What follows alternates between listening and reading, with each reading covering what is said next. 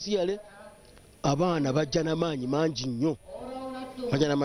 Tuyenza nnyo mukulu Benon Kibuka yoyo mumuwulidde enteekateeka gye balina bo mpozi nga bali mu nsonga eno y'okulaba nno nti bawa akasiimo eri abantu ab'enjawulo abalina kye bakoze mu kulaba nti nno nti nate abavubuka baweebwa omukisa okulaba nno nti bakulaakulanyizibwa mu bintu eby'enjawulo naye nga bo batunuulidde ebintu nga firimu, ennyimba, okuzannya emizannyo oba kye twandise nga stand up comedy n'ebintu eby'enjawulo. Oyo mukulu Benon Kibuka yeye enteekateeka yaabwe naye nga mpozi tujja kuba tukwa abantu abalala akakiiko akawagula eggwanga lyonna bo basinzidde kubanga era tulina abantu ab'enjawulo bagenda okuweebwa emidaali egy'enjawulo. Olunaku olwaleero basinzidde ki okulaba nti omuntu bw'ati asaanye okufuna era omuntu oyo tujja kuba tubategeeza abantu ki abasobodde okufuna emidaali oba akasiimo ak'enjawulo. Tutunulire naki kye basobodde okukola okutwala mpozi ensonga y'abavubuka mu maaso. Kyenjala okutegeeza nti olw'okuba abavubuka banyigidde nnyo mu bintu eby'enjawulo ensonga y'ebyo mu maaso njawujo ekitundu kinene nnyo omuwendo gw'abaana okusinziira kubala obululu okubala abantu okwakaggwa. Kino kitegeeza nti abavubuka ba muziziko nnyo mu nsonga yonna egenda mu maaso wano mu ggwanga. Weba byabufuzi mwebali nnyo byakwerinda apolonalo sen matan keda cheiboshe ba inwakyo bure mamiborile munijo so akirongunda ko panelo soto motoga jala adodi tengangena onyo olota wanye be akirone kansa ikonia hii ijoda lo itemo kino oni kilio oya la kepyo tandiso kulaba nti mufecho gena mu office akirongukere empitirivu eziri eno mu byobulimi tubenga tubafuna. Tekako ebintu nga ebyokwerinda. Bwe tugenda ku nsonga y'ebyokwerinda abavubuka bangi mpozi olw'okuba nno nti waliwo ebbula ly'emirimu bangi beesanze nga bakwatiddwa mu bumenyi bw'amateeka. Ensonga ntwaga era tujja kuba tufuna abakulu okuva mu bitongole ebyokwerinda tali bimubanga poliisi batubuulire ekintu kino bakikutte batya okulaba nno ndi bagezaako okusomesa abavubuka ensonga y'obumenyi bw'amateeka. Teekako batubuulire bo babanga bali ku rutinga oba nga bayita abantu okuyingira ebitongole byabwe ebyokwerinda abavubuka ensonga eno bagitwala batya. Emabega eyo walinga yendowooza nti ebitongole ebyokwerinda birina abantu ab'enjawulo abalina bibaamu. Abavubuka bakyalina endowooza eyo oba egenda ekyuka. Byonna wano butereevu ku NTV ojja kubanga obifuna butereevu nnyo era nga tusinzira no live okuva mu ggombolola ye Usuku eno mu district eye Katakwi gye tugenda okubanga mpozi olunaku olwaleero twegatta ku nsi yonna okulaba nti tujjukira oba tujaguza olunaku luno olw'abavubuka olw'ensi yonna mpozi olwagunjibwawo omwaka gwa 1999 nga lubulako emyaka ena gyokka okwera emyaka 2 bukyanga lugunjibwawo. Naye nga mpozi njala okuba mpozi ojjukira ensonga zetwatandikireko n'omukulu Paasi Bijerima twadde nga twogera gavumenti kiki ekozeewo okulaba nti abavubuka bagenda mu maaso naddala mu nsonga ey'okwekulaakulanya nga balwanyisa obwavu. Waliwo enteekateeka ez'enjawulo youth livelihood program mu nkola eno abavubuka bajja ne beewola ensimbi bakola ebibiina ne bajja ne beewola ensimbi okuva mu ministry. Ensimbi ezo ne bagenda ne bazoozaamu tukuyite kale okwozaamu ne bafuna emirimu gye bakola ne bateekamu essente ezo kati bwe zitandika okuzaala amagoba essente zo ate ne zikomawo ne bazizza mu ministry kati ministry nekwata essente zezimu nayo ate nezitwala eri abavubuka abalala nga kisuubirwa nti enteekateeka eyo singa abavubuka banaaba nga bagijumbidde ebyaliwo omwaka oguwedde era ekiseera kyali kyekimu. Bwetyo bwe tugenda okuba nga tutambula mpolampola wano e Usuku mu district ye Katakwi. LC5 Katakwi is going to introduce the council. The council who have worked religiously to put this function together. We thank you. The band.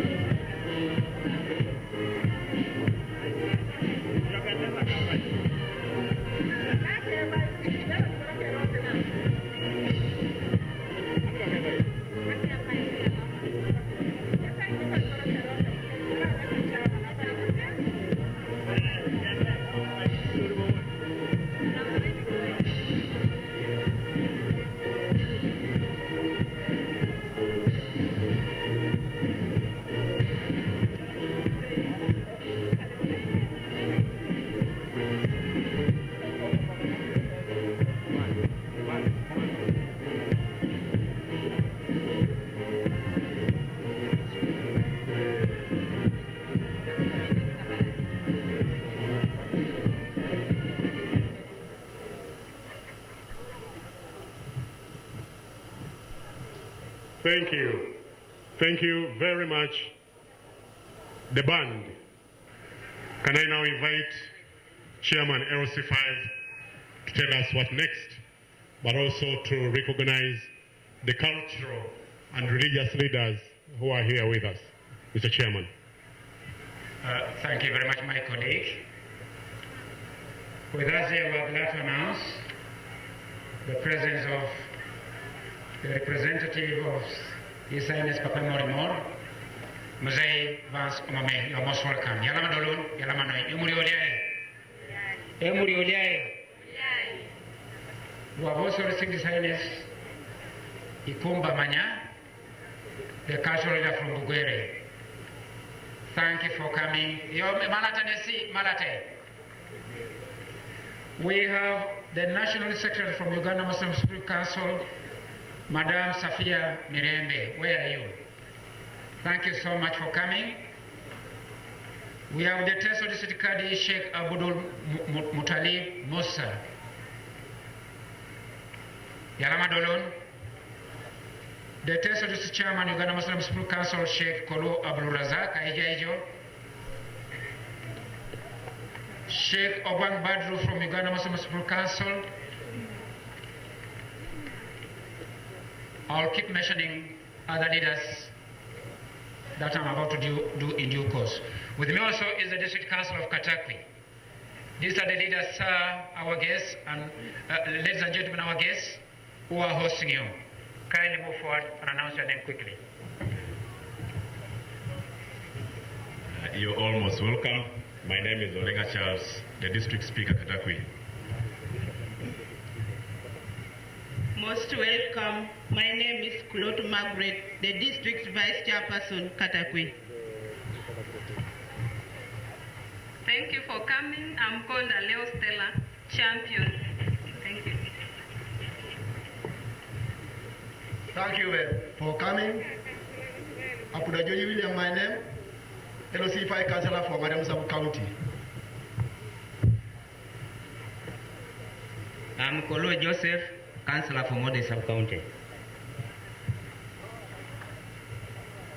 Ladies and gentlemen, you're most welcome. Atim Marion, District Councillor, Secretary for Production and Natural Resources, Katakwi. Konga Immaculate is my name, Secretary Education and Community-Based Services.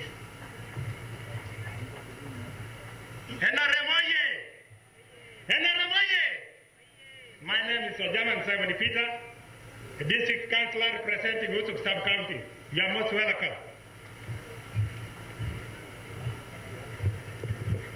I'm known by name, Muzei Alepere Charles, Councillor Katak Sub-County. You are welcome to Katakwi District. Ambrose Okwi are my names, the town chairperson, mayor.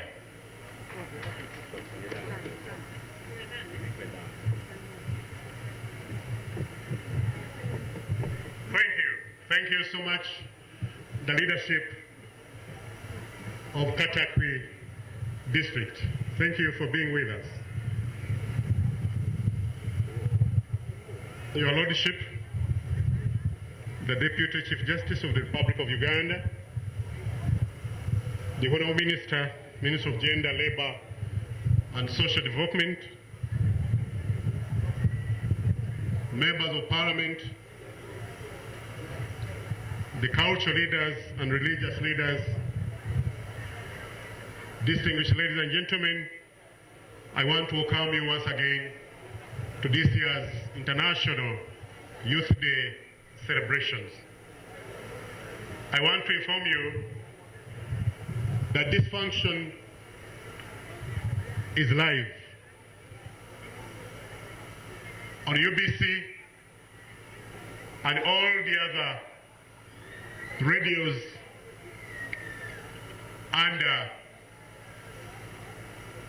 Uganda Broadcasting Corporation. It is live because this is an International Youth Day. It's not Katakwi Day, it's not National Day, it's International Youth Day that was dedicated by the UN to recognize the energies of the young people, to recognize their numbers, and to recognize what they do to contribute towards transforming the world.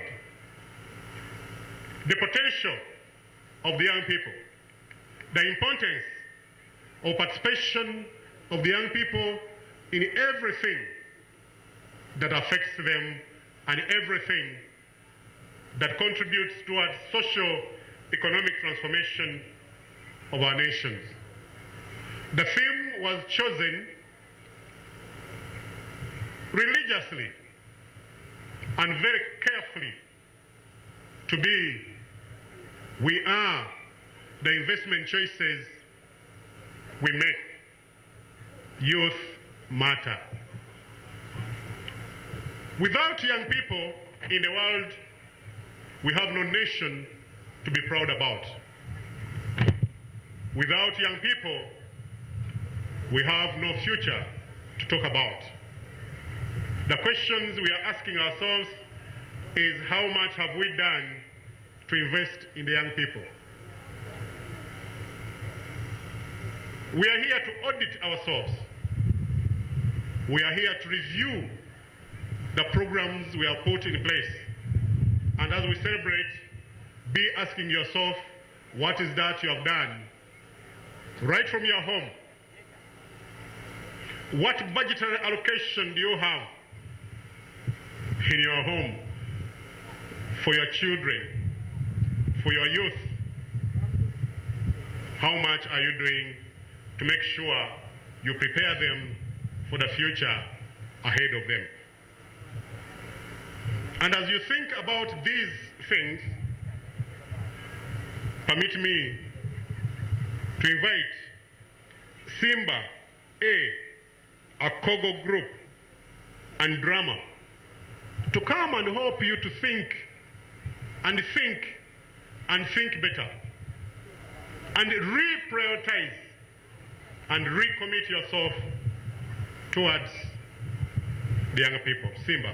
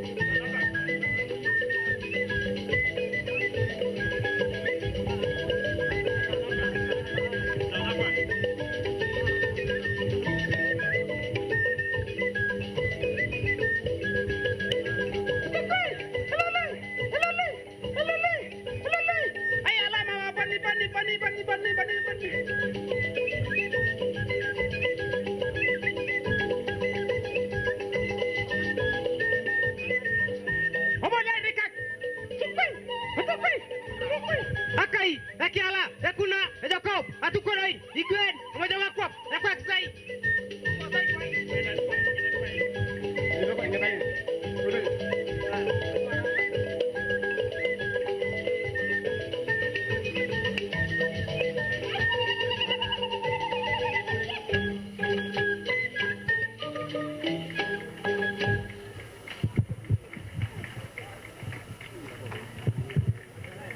Yalamanoinoi Simba A Akogo group. That instrument, Akogo, is our traditional. It's traditional to us. Sometimes it's called a hand piano, but it would be much, much more happier if you also learn to call it Akogo, just as we do it. It's a very, very popular thing in all ceremonies. If we miss to play that instrument in a function we have invited you, then you know that function is not complete. It's the same instrument that plays songs like Koniko Kayaune Mali and all those. Any Muteso would know about it. So I want to thank the groups that have been entertaining us. We continue to recognize just before us, we have Bishop Ismail Orode Ojangore from the CD Church, together with the Assistant Bishop Emorut Joseph, the Archdeacon Vincent Bwala, and one of the elders, Ndugu Obwana. I wish to correct, our guest was Ikumbania Bishop Jesse Wayabire, not the way I pronounced earlier on. My sincere apologies. I expect the district chairpersons from not only the region but beyond, the other diseases, the cows, kindly protocol when they come, let me know so that we introduce them. Before the next entertainment group, RDC Katakwi, I've seen you. Come and welcome our guests. RDC Katakwi. Aijo, Kerunchan Berejo. Airejo. RDC Katakwi. Yeah, Ijo Ipejok. Yeah, Ijo Ipejok. Then which group next? Thank you. The RDC is just coming to wave to you and to say you're welcome to the beautiful district of Katakwi.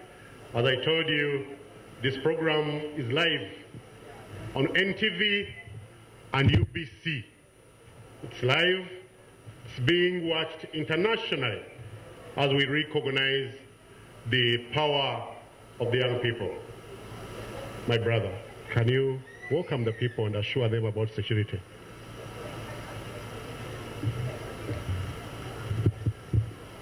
His Highness Mormor, the Minister for Gender, all the people who are invited, all the invited guests, I would like in this particular moment to assure you that Katakwi is not a Katakwi of those days.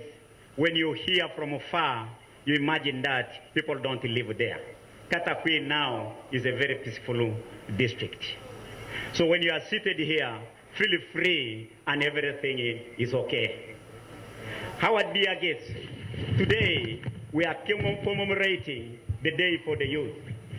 The youth, we are calling upon you to get into groups and then benefit from the government programs that are everywhere in this country.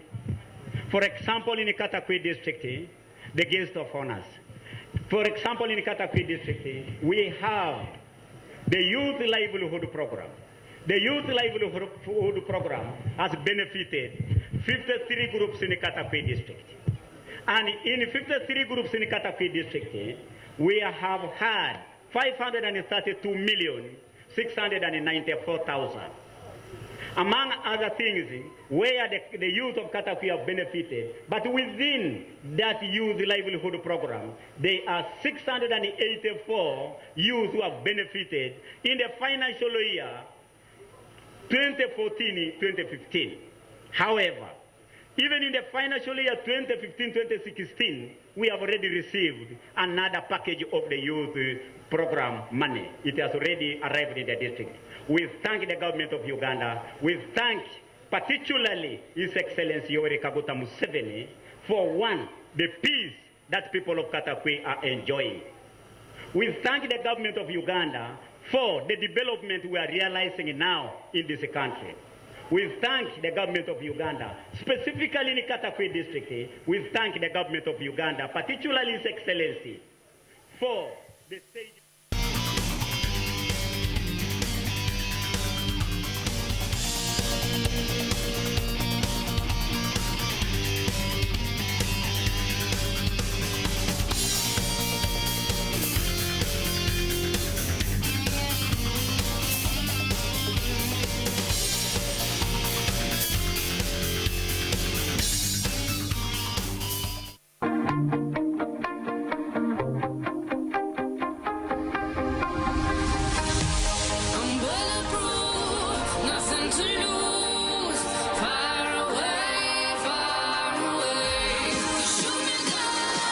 Close-Up for longer. 12 hours fresh breath with Close-Up Deep Action. Discover the new look of Close-Up Deep Action. Your refreshing Close-Up now in a new look. Oh, now your BET Award winner, Eddie Cancel.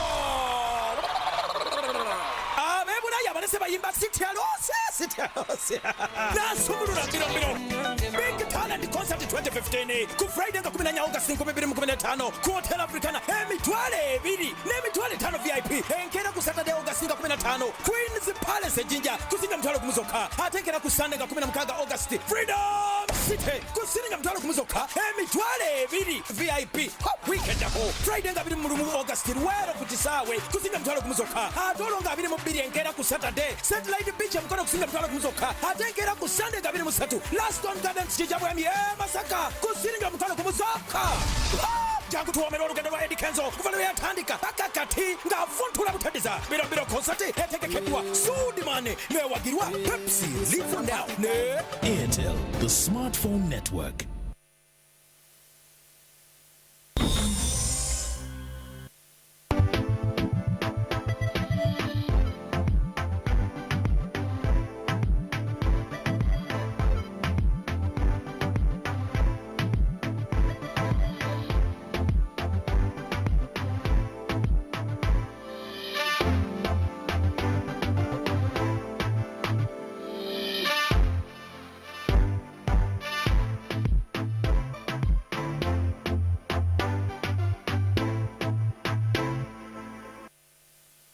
Your swag with a Huawei from the best network for smartphones.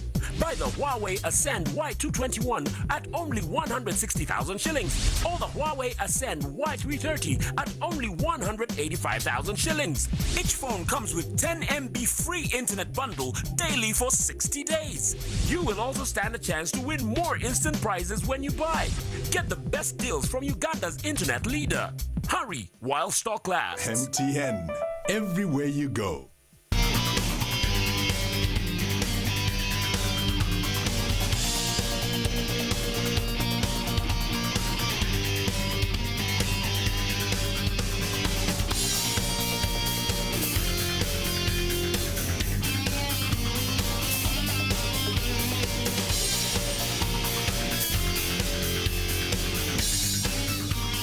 Coming to you live from Katakwi District, to be specific, Wusu County at Katakwi High School.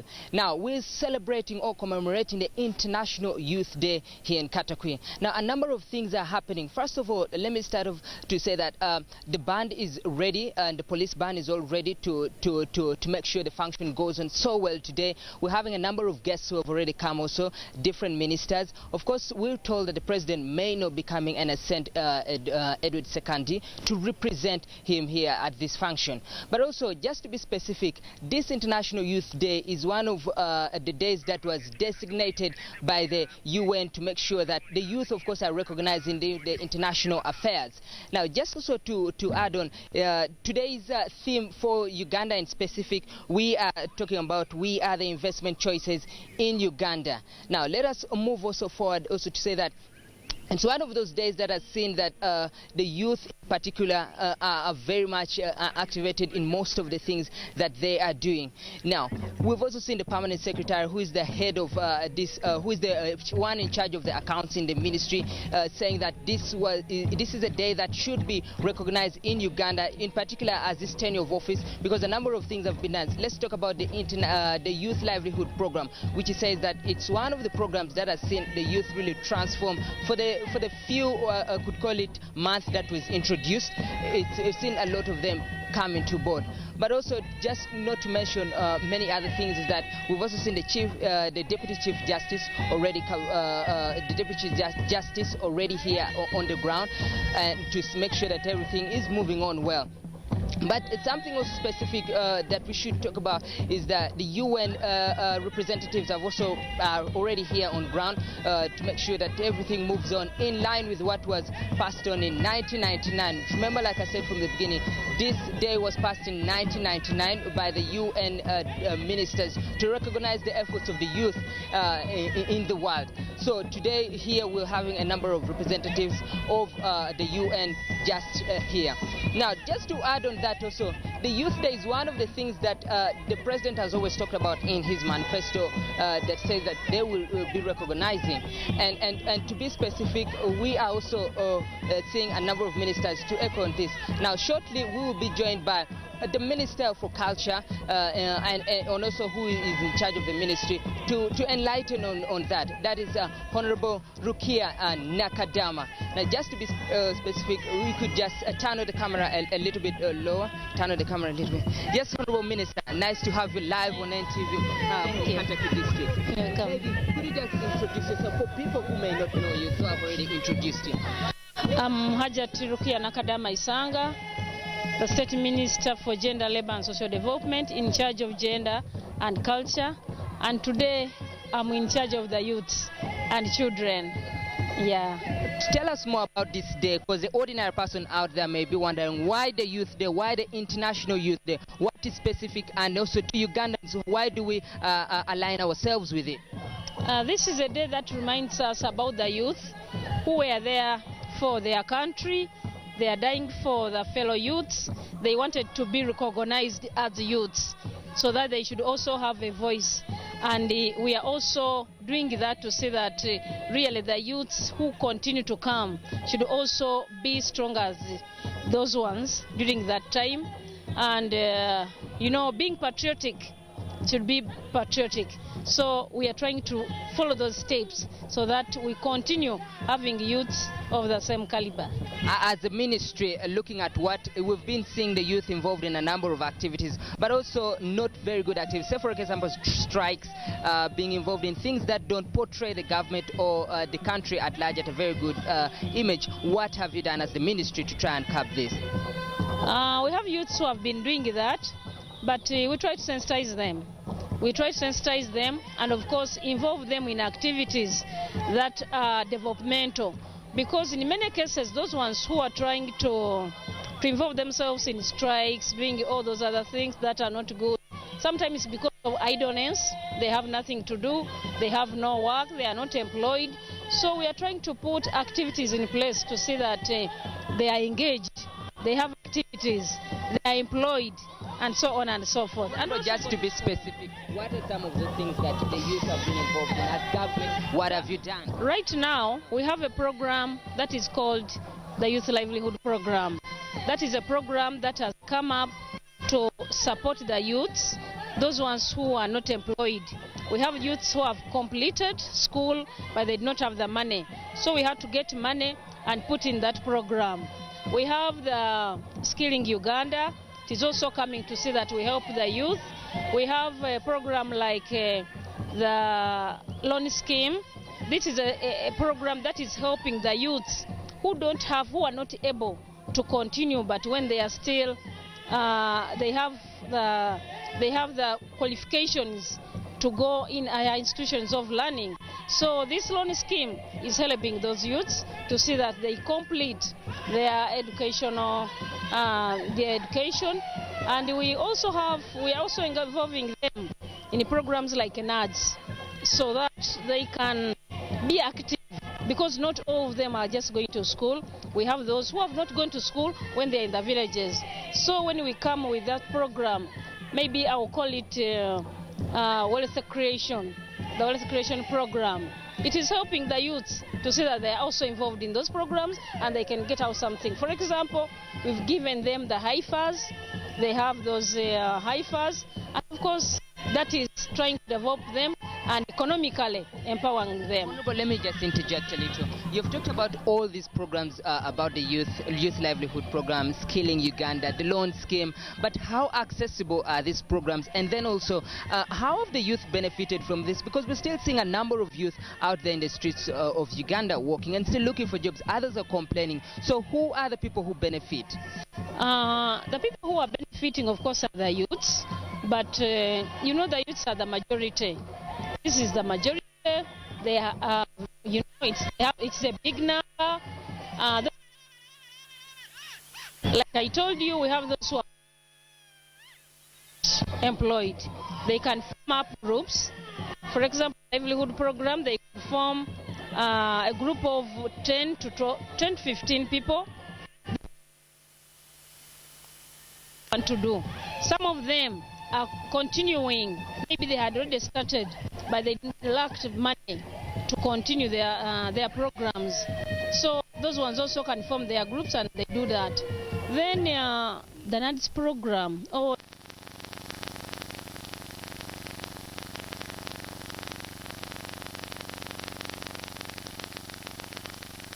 You say, please form a group and we support you, is not that he's willing to form.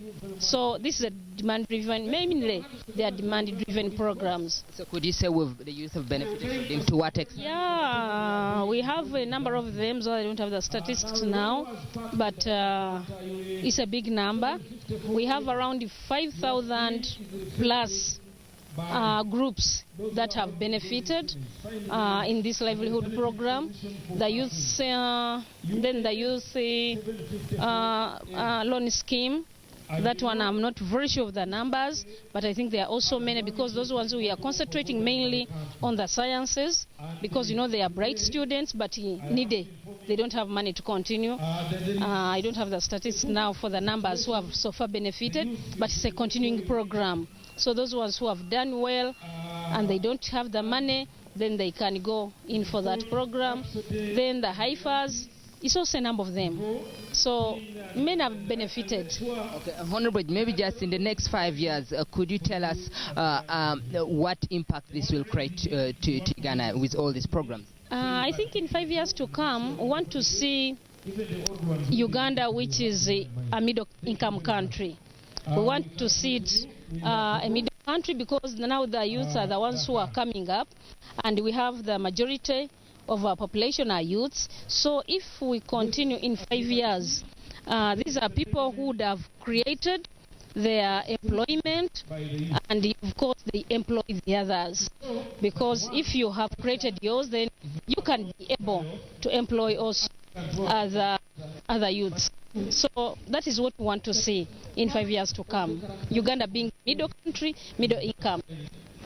Yes. Thank you very much, Honorable, and thank you for sparing some of your time, you know, to interact and enlighten more of what the youth are doing, and also what the ministry is doing to speak for the youth in this country. Hope we shall interact more with you again. Yes. And so that was the minister in charge of culture, but today she's representing the youth in particular, because we're not going to have the youth minister together with us here. But also, let me just say, let me hand over to entertainment so that they could take us through.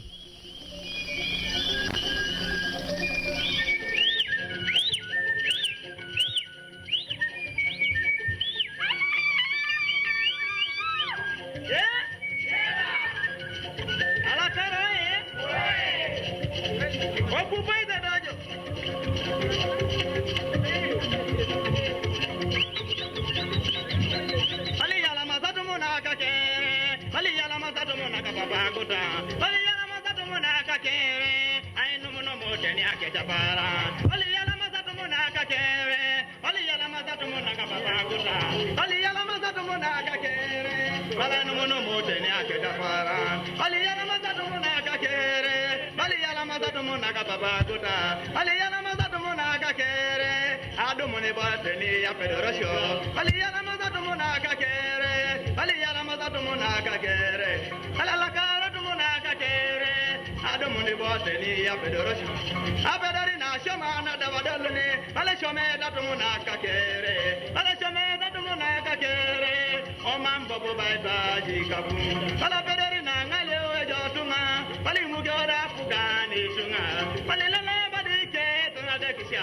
Ale mama dia choni tubabe datu.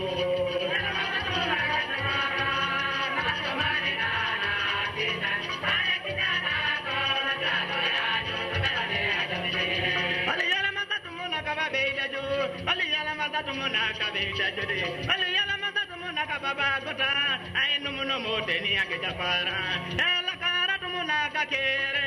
Ela kara tu munaka kere. Ela kara tu munaka kere. Adu muni boteni a federasyo.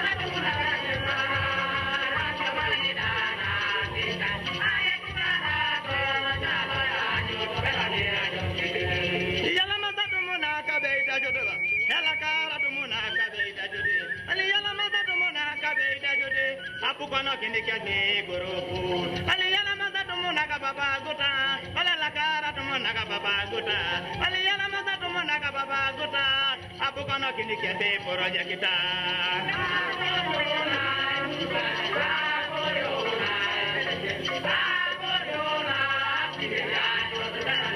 Ai tu dona rona duko. Ai tu dona roni kewo. Ai tu dona rona. Kawanyo to berani hajo benye akorona mujukai akorona akorona hajo berani hajo benye okupaida dajo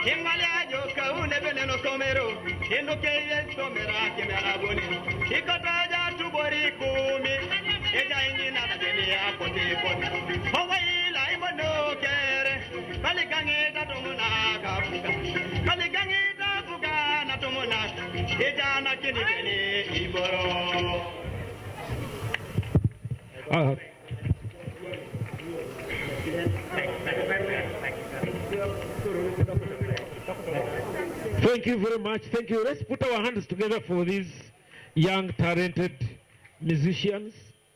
And they have told me that in the near future they will add value by putting self-propelling amplifiers. As we know, it's not every day that the band comes to Katakwi. So let's have something from the band as we continue. There is another Rocco brass band, but I will start with the international brass band. Then as soon as they finish, then we go Rocco. We are all facilitated with all sorts of entertainment that we don't have any minute to lose concentration. And by the way, all the signs are clear that the chief guest is just about to arrive. And we continue to welcome you, our distinguished guests. Thank you for coming and continuing to come.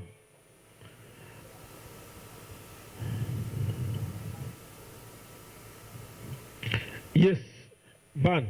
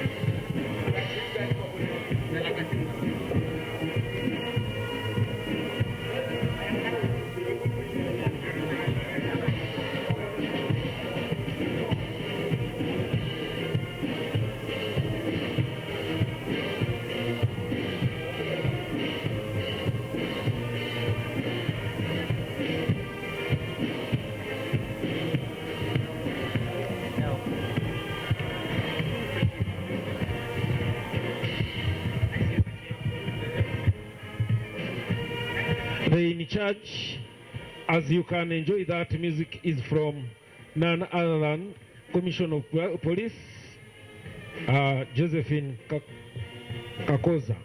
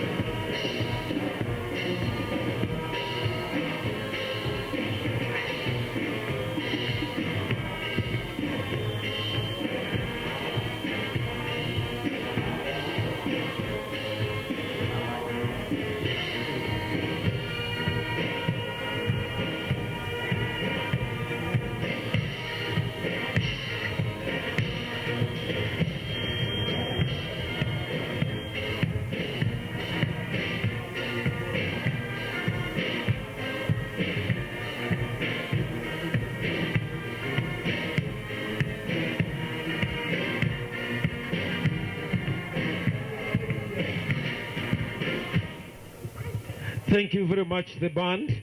Now we come back to the local brass band. It's your turn.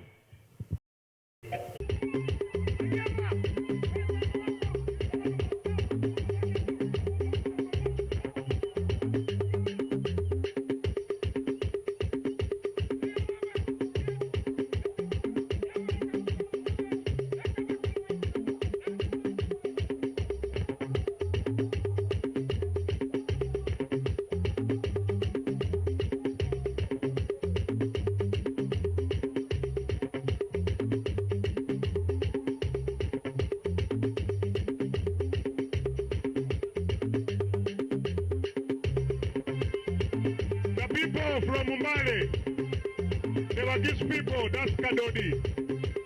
From there, I will go to Karamoja.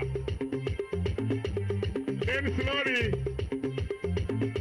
I'll get to Acholi, Busoga, Buganda, then Ankole.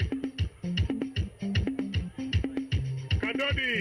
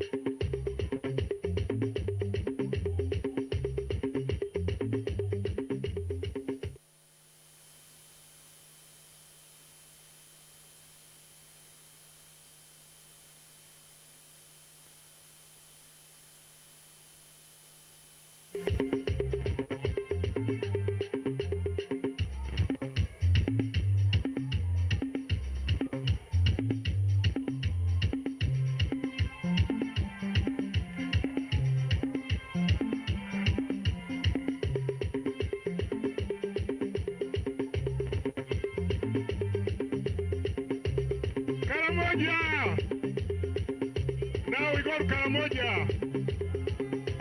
My people from Karamoja, are you there? Karamoja. Karamoja. Karamoja. Karamoja. Sorry? Thank you very much, Waswa, and the whole team of the NTV production crew. We're still coming to you live from Katakwi district, to be specific, Katakwi High School in Usu County. Now, celebrations to mark the International Youth Day is ongoing here at Katakwi County at Katakwi High School. A number of people, of course, have come in. We're having different cultural dances going on to entertain the people as we wait for the Vice President to come and open this function officially. But with me is the MP for Eastern Region, representing the youth, of course, in Parliament, is with me to highlight more of what exactly is taking place. Honorable Peter Ogwang, he's been so influential in the things that are happening in Katakwi district. Yes, Honorable Peter, you're one of the MPs, of course, who comes from this area, but not representing this area. But you're the MP for the youth, who is representing the whole Eastern Region in Parliament. First of all, tell us why these celebrations here in Katakwi district. First of all, Katakwi district is one among the districts in Eastern Uganda. There are 34 districts in Eastern Uganda. Katakwi district is a district which has suffered because of the influx and the problems caused by our uncles from Karamoja. And of course, the most important one, you all know that Usu County voted the youngest member of Parliament in the last election. So it was important that we come back to Katakwi and say thank you, and also sell out Katakwi to the rest of the world that this is Katakwi. Despite all the challenges that it has gone through, they can afford to host an International Youth Day. And as far as I'm concerned, now people are very happy for what government has done, and also the Minister of Gender, to bring the International Youth Day here in Katakwi. Honorable, what should people expect for today, looking at the fact that these are young people, and you're also one of the people who have been organizing this whole function? What should we expect? First of all, I want to thank the government for the support, the programs it has try to channel the young people. We all know that 78% of the people in this country are youth. We all know that the challenges we face as young people, unemployment, poverty, and government is trying what it can to address those challenges. But here today, we are going to take stock on what government has done and what the international community is doing, both at the UN level, to see how to address the challenges which are faced with the young people. Of course, we have a saying as the youth of today that there is nothing which is for us without us. There is nothing any government can do without us, the young people. So it's a message to anyone out there in the world that we exist and we are the majority in the country. Of course, as far as we are concerned, government has tried to put in programs. For instance, there was a capital venture fund which came in, tried to support the young people. There is now a youth level program which seems to be succeeding in helping young people, both educated and uneducated. There are also students' loan scheme which government has brought up to help solve the problem of the poor. There is a quota system which has been there. And also there are other programs like us here in the north and the east. There is PRDP, there is NUSAF, there is the outgoing NADS which has now turned to the Operation Wealth Creation. It's my request to the young people that let's take opportunities, take advantage of these existing programs to see how to support themselves. But also challenge them that always we youth are looked at as people who are drug addicts. People only look at wanting handouts. I think as the new leaders who are representing young people, we are trying to pass a message that no, we are for development. And I can assure you, a case in the point is this very district, Katakwi. The 538 million last financial year under the youth level program has done some commendable jobs, and young people have benefited from this money. What we appeal is to the rest of the government and the rest of the young people out there try to do and utilize that money. Because another challenge is government at first used to give young people about 600 million to support the activities through youth councils. As we are all aware, that was then when our country was about 86 districts. Now today we have 112 districts. The support has not increased. So I want to appeal to government that we need to support councils, because these councils are from the grassroots, from village up the national. I am a product of the youth council. I am what I am because of passing through those councils. But Honorable, you're one of the MPs that represents the youth in the eastern region, and we've seen all these challenges like you've talked about that the government is facing.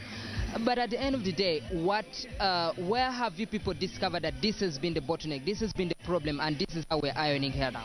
The problem, of course, all we have discovered and simplified it, there are only two problems facing the young people: unemployment to the educated, poverty to the uneducated. So what have we tried to talk to government? We initiated a program of government coming up with the funds to support those youth who have projects, small-scale projects. That's why government came up with a program of the Capital Venture Fund.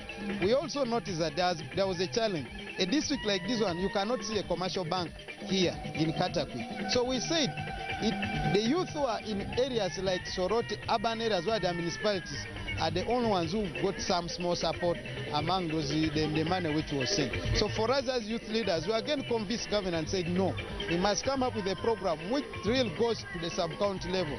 And that's why government thanked PS of Minister of Gender, Mr. Pius Bigirimana, for coming up with a very good concept which took the projects of the youth as low as a sub-county. So every sub-county now, at least we know that there's a youth project which has been there. What we are now requesting government is, can we increase the funding? The ministry asked for 53 billion. Government provided the 32.5 billion. So now the funding gap is an area which we are busy convincing government to support it. And I'm happy that in this year's budget, some money was increased into the budget because it's a 5-year program. So for that purpose, why I'm emphasizing on livelihood, our challenge today is poverty, both if you are educated or not educated. So we're looking at a situation where money is available for them to borrow. Because when we talk about, it's almost a grant, because you pay back with an interest of 5%. If you borrow 25 million, you give back with an interest of 5%. That's about 500,000 in a full year. The challenge of the Capital Venture Fund again was they used us for collaterals. For the youth level program, they don't.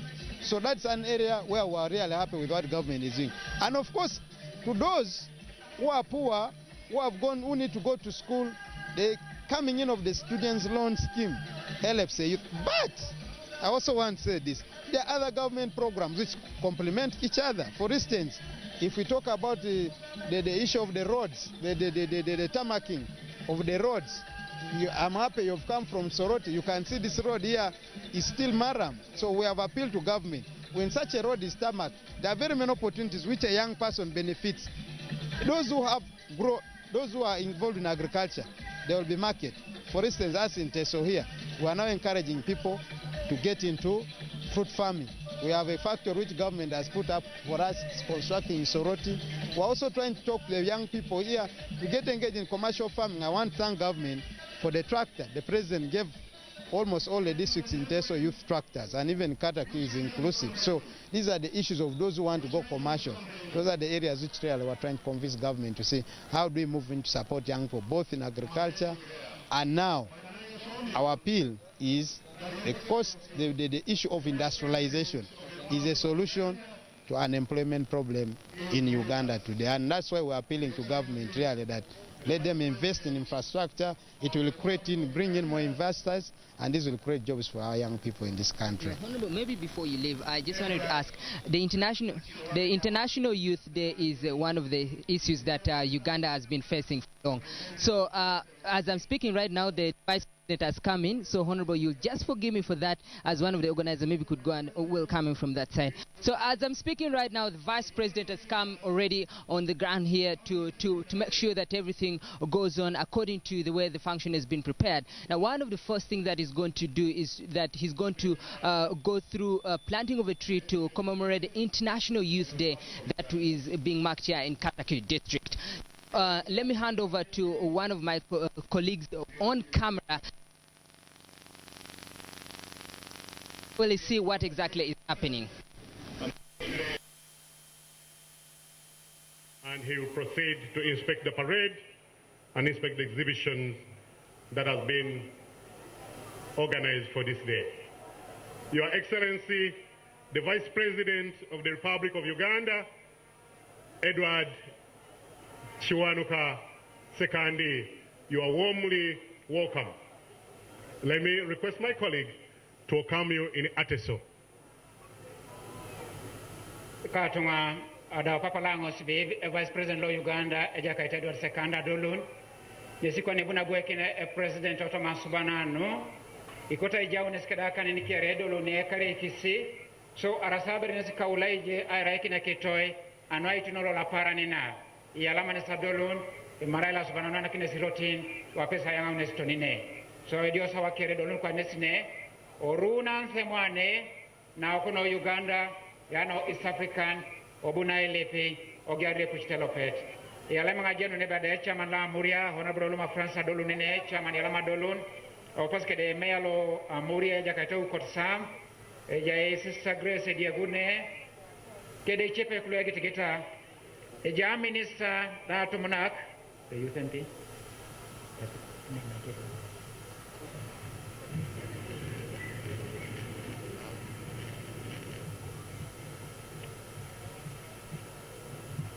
so idati kono ko pejono na dolu ni ne e lo sote kona subana kula peka geyar akota ile pesi na pakina e todo sponsor pe ko lulu sakilo e laite do jawto se pejo ra subana no e ngata kino se jok the Vice President Adolun, Your Excellency the Vice President, you are most welcome to Katakwi. Yala madolun kwanele sasubana kula peki ageyar. Back to my colleague. Thank you. Thank you so much, Chairman. His Excellency, the Vice President of the Republic of Uganda, is now proceeding to the main venue, and we shall shortly be singing the national anthem of the Republic of Uganda.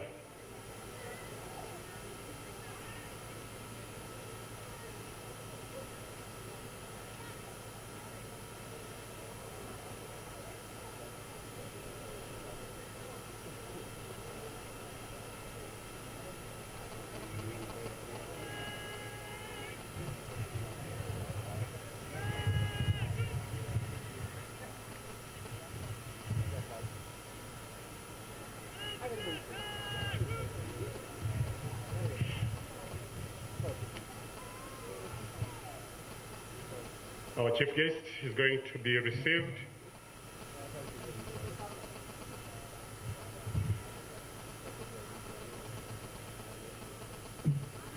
Once again, I remind you, this is International Youth Day, and we celebrate it under the theme, we are the investment choices we make, youth matter. I want to thank all of you, and I want to thank His Excellency, the Vice President of the Republic of Uganda, for honoring this occasion, for coming to join the youth of Uganda, the youth of Africa, the youth of the world in celebrating this very important day, which we put off to recognize their energies, their potential, their charisma, their brilliance, and their contribution to the socio-economic development of the country.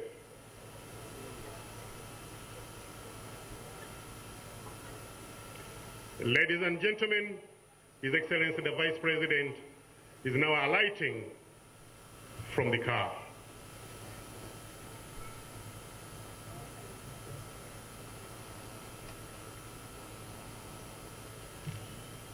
Going to be received by honorable ministers, ministers of state,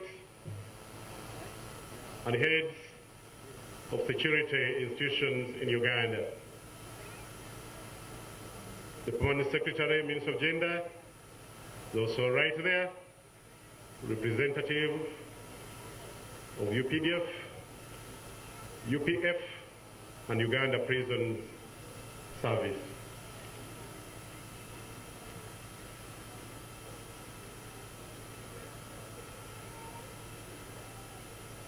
He now proceeds, and we are going to sing the national anthem. I hand over to my colleagues.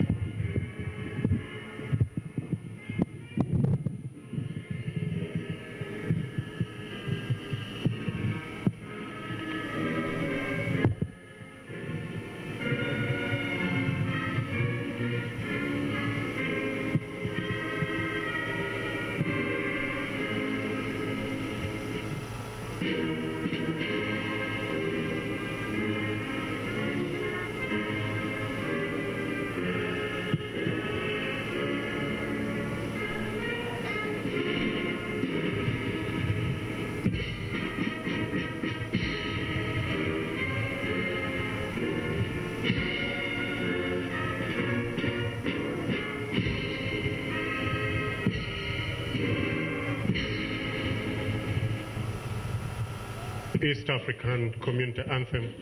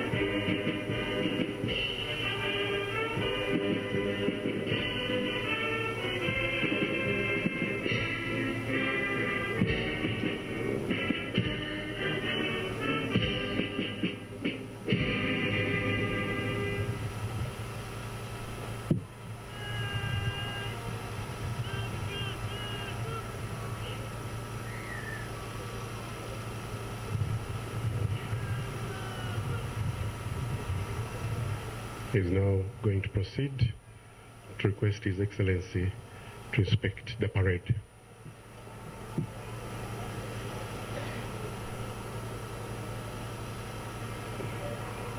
He's marching towards His Excellency, the Vice President, and will shortly be requesting him to inspect the parade.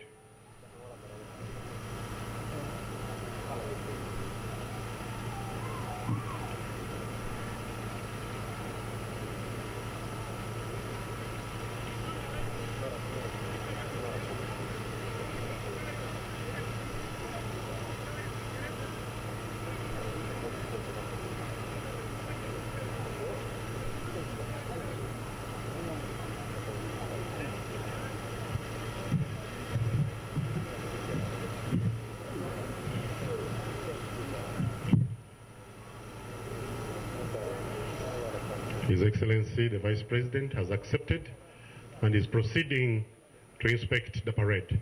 And I now hand over to my uniformed colleagues.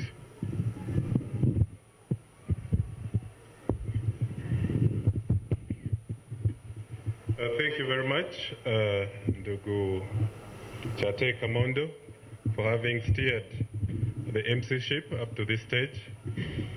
Ladies and gentlemen, as you can witness, we now have the presence of His Excellency, the Vice President of Uganda, Edward Chiwanuka Sekandi, is going to inspect the parade.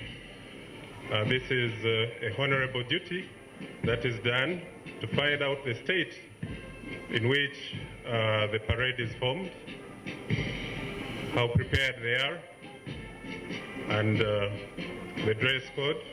It's a routine that is done in military, police, and prison formations. In accompaniment is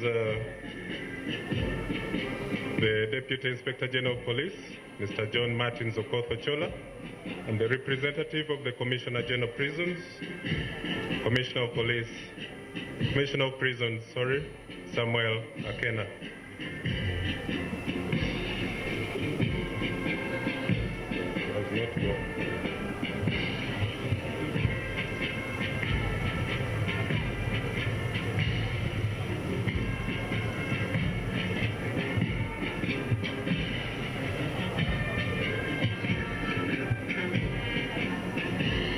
Ladies and gentlemen, the first guard has been inspected. Now proceeding to the second guard of the police.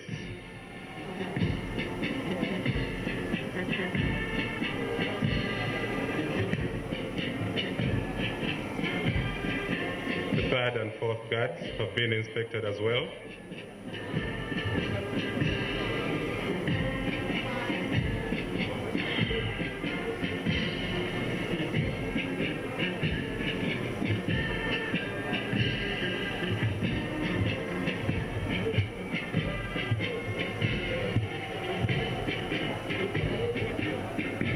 Tekeri keda wako pejano na kusimba dolo unenese Vice President dawa bolia kina anthem sina kono Uganda kina no East Africa beo kwa na utanesa irimor anwa wanyone epole jare parade esko na utepejano la ngosbi aswam esitete sasa Dr. Motoka inyamto slo apolo kolwa police kedajore dodeda unesinen obongunda iboikini yetakine pareda kesom opelemu ijenione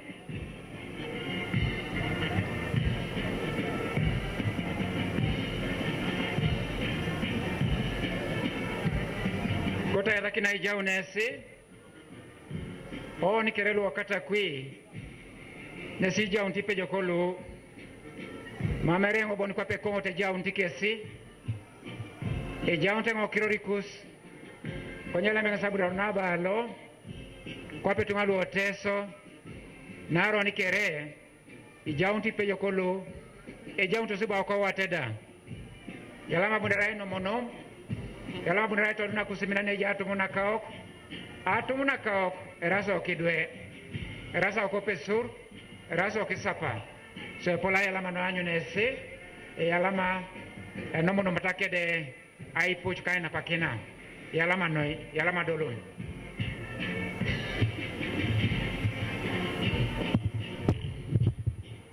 As we all know, the forces are the pillars of the state, and it's a ritual that the chief guest checks the smartness, the agility, and the ability of the forces. After inspecting the forces, the parade, and the civilian guards, His Excellency, the Vice President, will be going straight to the exhibitions. We have very many exhibitors. There is a lot of innovation that has been displayed by the exhibitors, and it would be prudent and it is imperative that our chief guest personally witnesses what is going on. We continue to inform the public that this is a season when the forces, more especially prisons and UPDF, are carrying out recruitment, and on a day like this for the youth, we communicate this to help you to ensure that especially those who are not employed to get a chance and serve this country in the uniform. As men and women on uniform wish to be part of the society, celebrate this International Youth Day. I will say some of these quotations, they are not mine, but they were clearly organized and put in this book. And one of them is from Nelson Mandela, who said that education is the most important weapon for which you can use to change the world. And that's why I told you even from the beginning that apart from the universal primary education, universal secondary education, we need these innovations as learning grounds. Skilling, skilling is very crucial for this country. And according to Ralph Waldo Emerson, the achievements of today are but a sum total of our thoughts of yesterday. You are today where the thoughts of yesterday have brought you, and you will be tomorrow where the thoughts of today take you.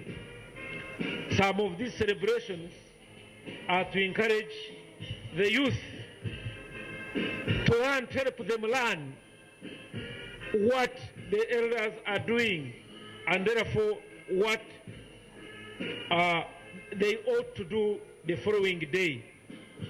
In one of my readings, there was a story about two kings. One of the kings was a hunter and always went to hunt with his son. Actually, both kings were hunters. One used to go with his son. The second one never wanted his son to get a scratch of a thorn. When time came and the two went off,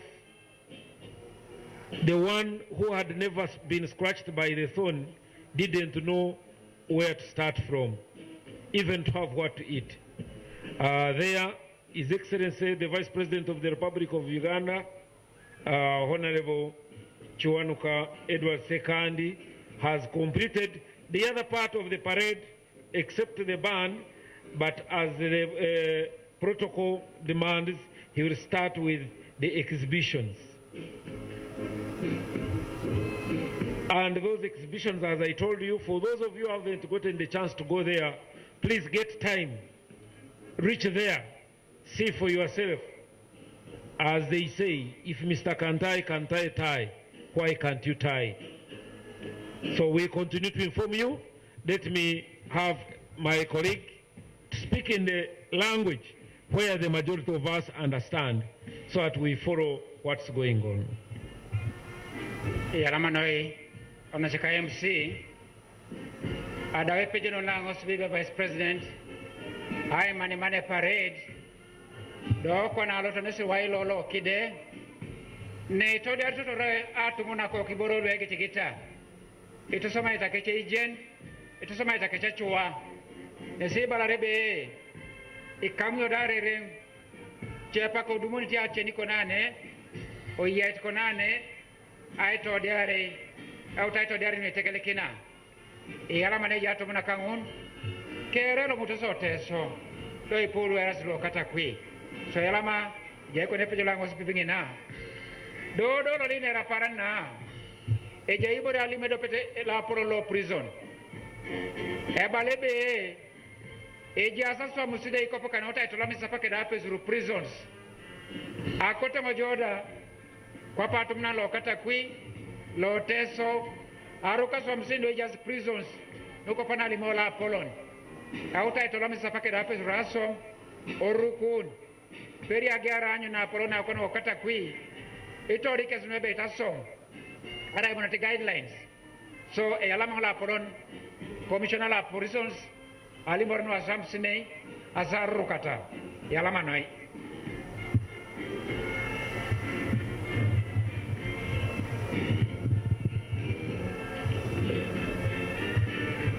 Yeah, thank you very much. That's the LC5 chairperson for Katakwi district, who is one of the assistant MCs. We are most privileged to do this work with you. It comes with benefits. Tomorrow when we come to visit you at the district, you will handle us in a special way. Isn't it true? Thank you. Ladies and gentlemen, our dear chief guest, His Excellency, the Vice President, is now inspecting the displays, the exhibitions. I can see we have a tent from the Population Secretariat.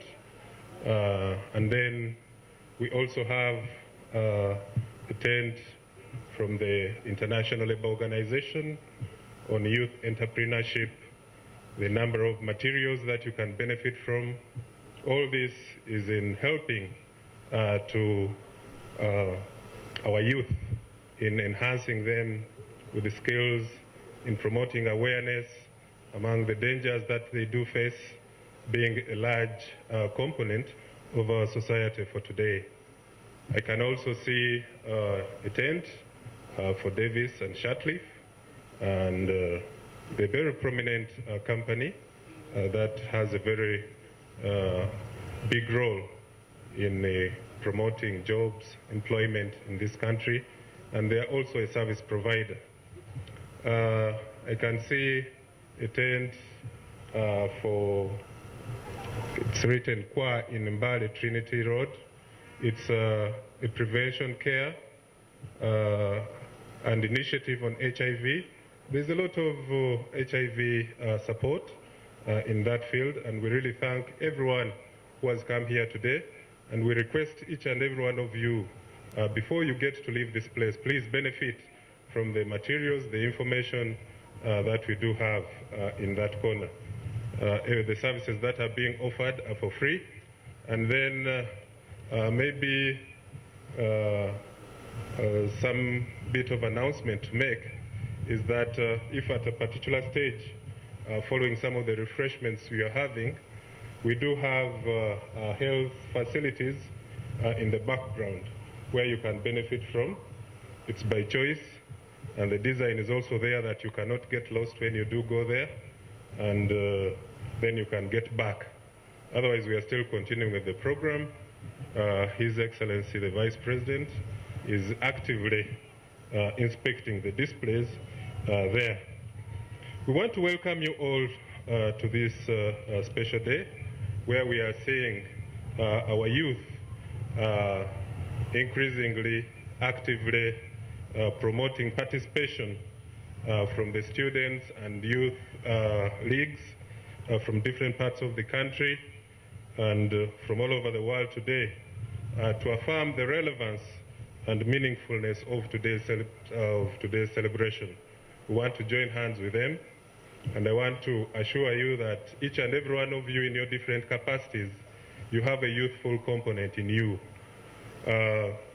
You may think that it is, according to the description, for only those who are between 8, 24, and or up to 28 years, but you can be mandatory old, but young in mind and thinking, so that part of the mind is still qualified to be a youth. So you're most welcome. Let's celebrate together. Thank you so much.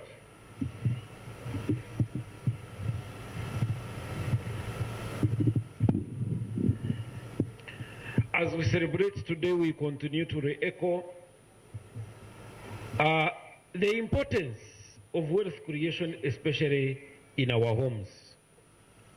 His Excellency, the President of the Republic of Uganda, came up with that vision, and I take this chance to urge on, especially the youth, to be creative, to help our parents to improve what we have by showing or putting more energy.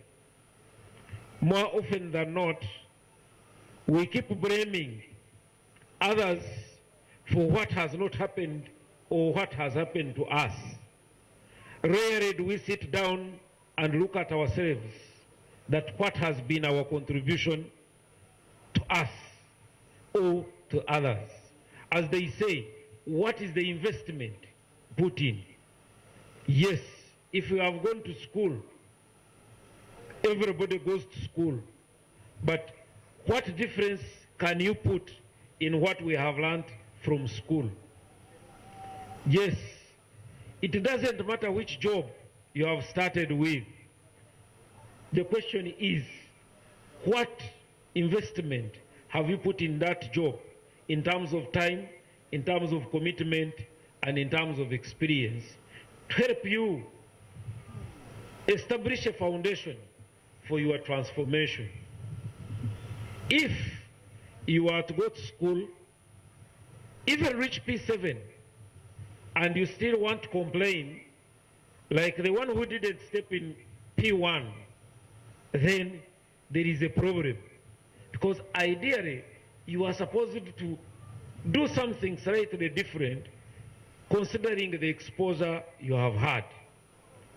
And that's why some of these exhibitions are put here to show that what people were looking at yesterday as something of no meaning now is transformed and can even generate income.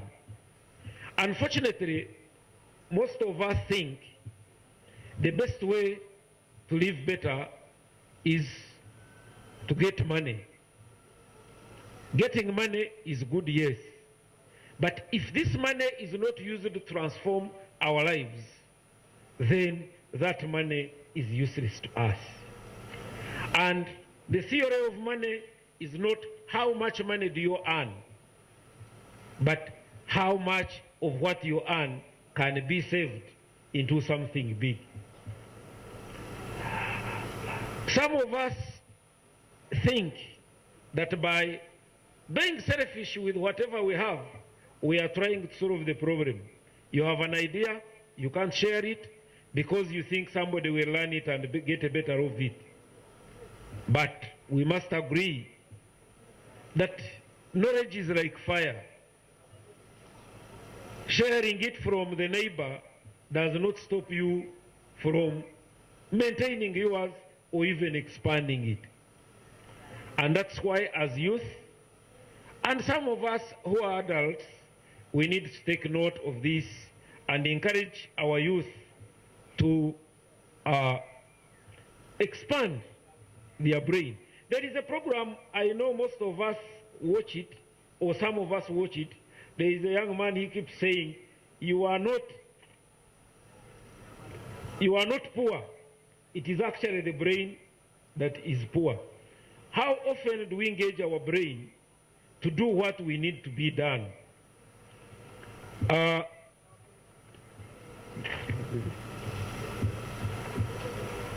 Yes, the list we have, among others, there are many exhibitors, but I will read some of them. We have Equal Opportunities Commission, we have Youth Alive, we have Uganda Association of Women Lawyers, we have Action Aid Uganda, we have Kadama, Widows Association and Economic Pad Uganda, we have Katakwi Youth Fish Farmers, we have Katakwi technical, fashion and design. We have Rural Women Development Link in Usuk sub-county. We have Angope popcorn and candle making. We have Hands of Nature, Katakwi Enterprise. We have Owagage Youth Fabricators. We have Creative Initiative for Poverty Alleviation, based in Katakwi Town Council. We have Uganda Industrial Research Institute. We have 2 Stars Vegetable Growers Katakwi. We have Arabaka Youth with a Vision. We have Young Leaders Organization Uganda, and they dealing in irrigation farming. We have Vision Terudo Ngola. We have Rubric ICE Innovations. We also have Uganda Parliamentary Forum on Youth Affairs, and we have the Population Secretariat. Those are part of the exhibitors among the others. But now, when you read all these, you see everything, there is a component of trying to do something slightly different. Like I always say, Mother Teresa, I like that quotation of Mother Teresa, that sometimes it's not about doing extraordinary things, but doing ordinary things extraordinarily changes the game. So as youth, we are empowered to make a difference by trying to do the things our parents did, but differently, because for us, we are lucky that we are born at the time technology has improved and softened our handling of things. Let's continue to have my colleague in the local language to explain a few things as we continue.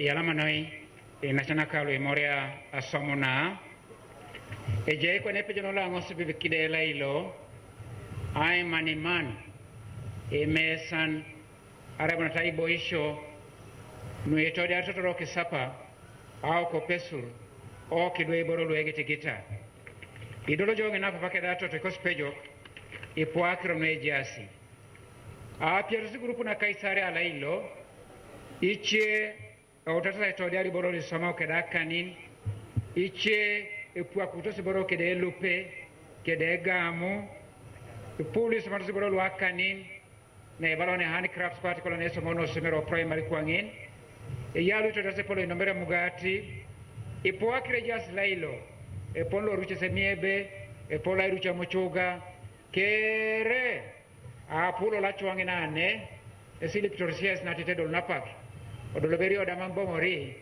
mamewanyot ajok saito dere pone iboro angun akepele kinata puai erai beteto yoda ibongori isi shauta do pena itet oda ojala ka do pena mojo kinalo mamni somai obongo ke de bore ni tet esi ala marisio de lipito sesi kachita ko pecha mano Katakwi nare lo apoti borolu obia tumunan obia papa obia toto iyale munuita mitijo achepa kane piane odumu boya chwana yatakini le minangi tijo ai sisi yako pwana mamenangi asho mani mamenangi ai yatachwa mamenangi so apeleki nete bado petani okidiane nesa yataki kujue na anu ijeni jo ikamarere nguna ara muje ijeni kebu ntorilo lo youth day ne teso achepa kalwana bapa kine bomuno na are marat e mariati disona kilo Uganda e ponare mwana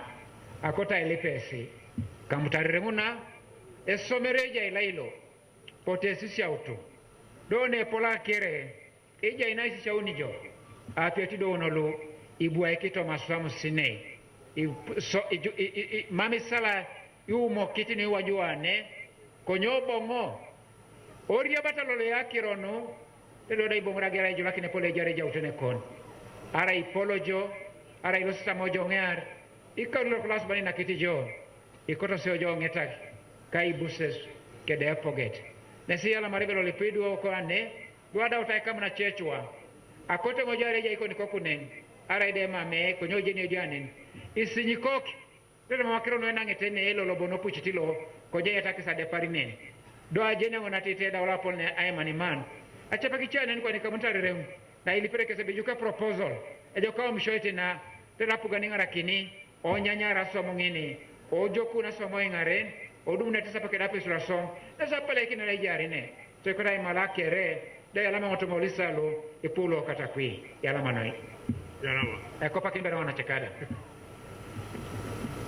Yalama noi. Yalama noi. Thank you very much, Chairman.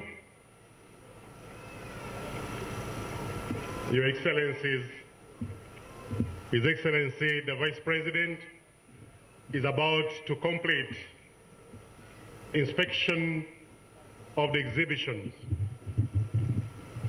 Can I take also this opportunity to remind those who are participating in the International Centenary Scouts Jamboree to do accreditation at the Ministry of Gender, Labor and Social Development.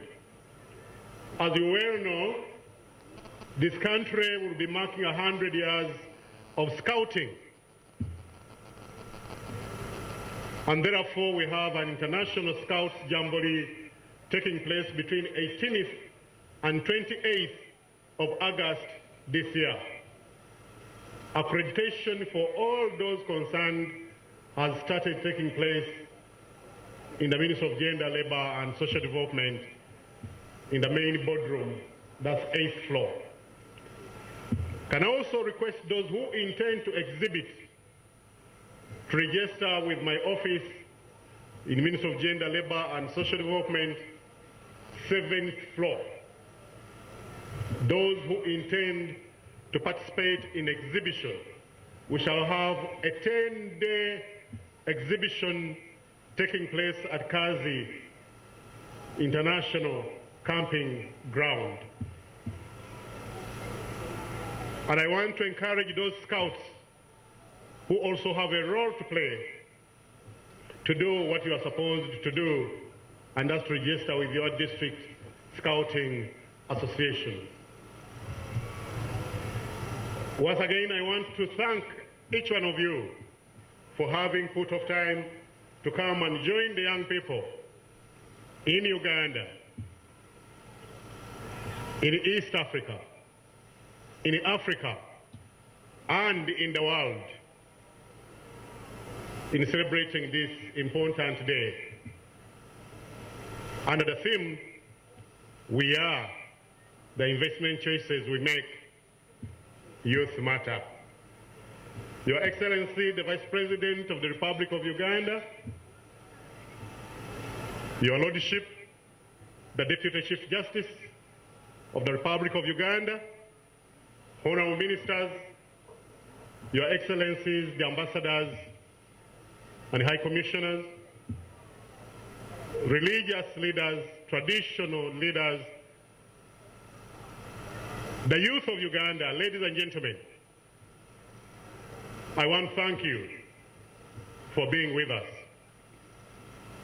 I know we are moving towards a time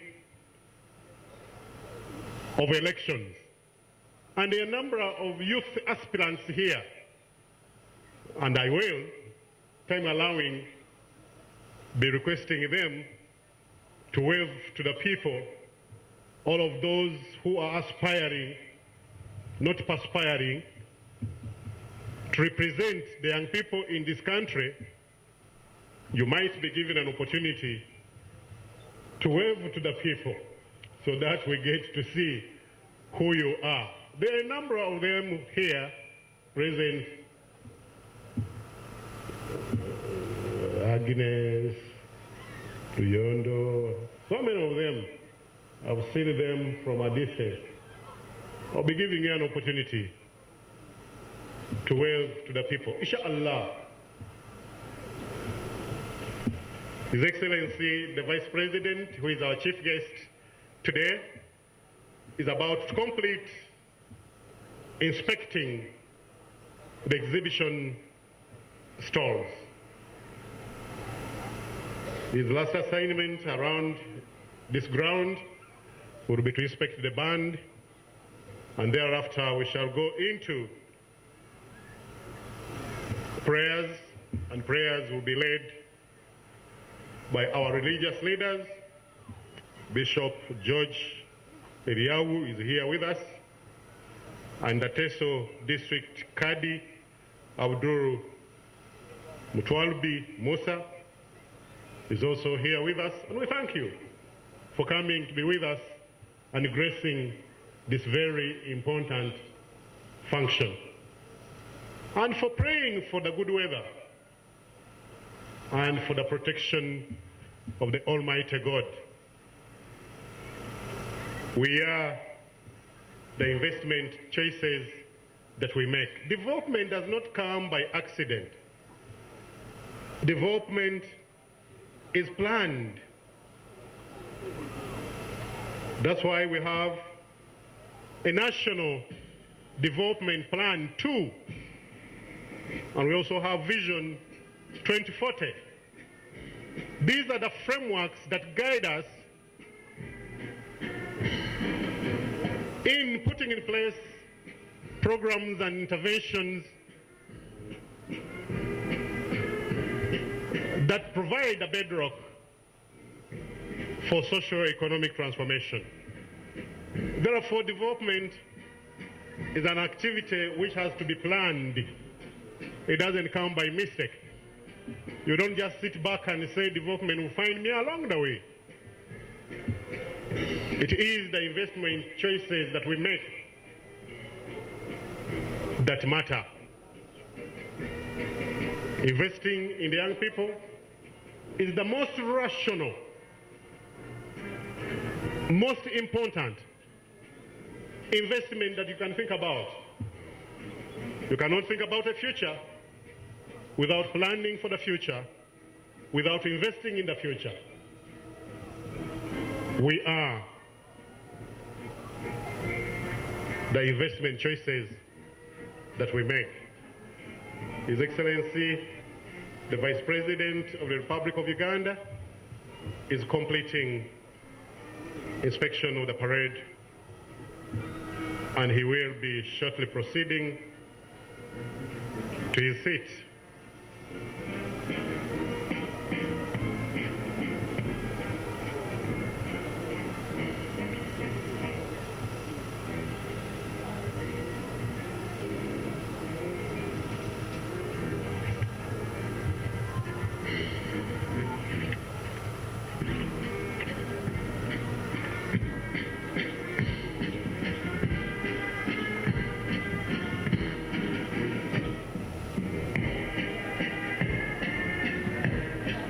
Your Excellency, Edward Chwanuka Sekandi, once again we are proud to have you preside over this year's International Youth Day. We want to thank you so much for coming all the way from Kampala to the beautiful district of Katakwi to celebrate with the young people of this country. We thank you. We thank you so much.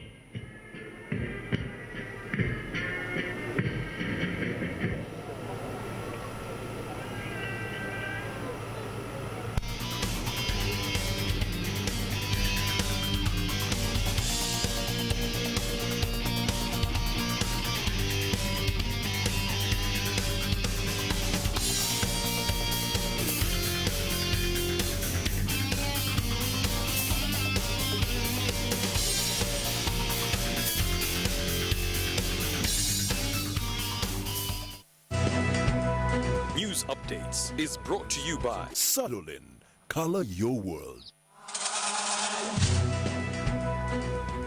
The investment choices we make, Youth Day celebrations are underway in Katakwi. Also coming up, at least 47 people have been killed in a suspected Boko Haram attack in Nigeria's Borno State.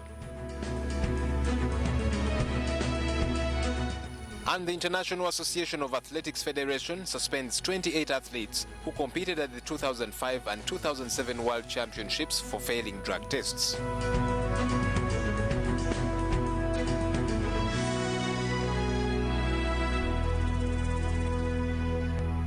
And I think to myself, what a wonderful world. Ooh, yeah.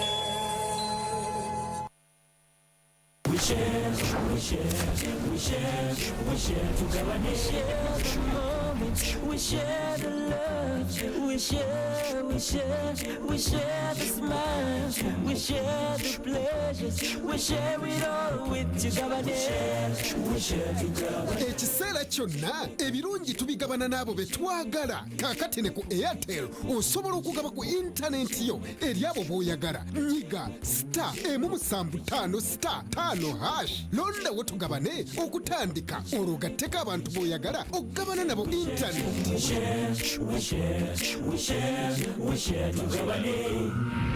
Airtel, the smartphone network. Ladies and gentlemen, Big Talent Entertainment presents BET award-winning artist Eddie Kenzo live in the Mbiro concert. Let's celebrate this world's achievement together on the 14th of August 2015 at Hotel Africana. General 20,000 shillings, VIP 50,000 shillings. On the 15th of August, we will be at the Street Jam Queen's Palace in Jinja for 10,000 shillings. And on the 16th of August, we wind it up at Freedom City, General 10,000 shillings and 20,000 shillings VIP. The Mbiro concert is organized by Sudiman and proudly sponsored by Azam, Pepsi, Kagwira World, Victoria University. Airtel, the smartphone network.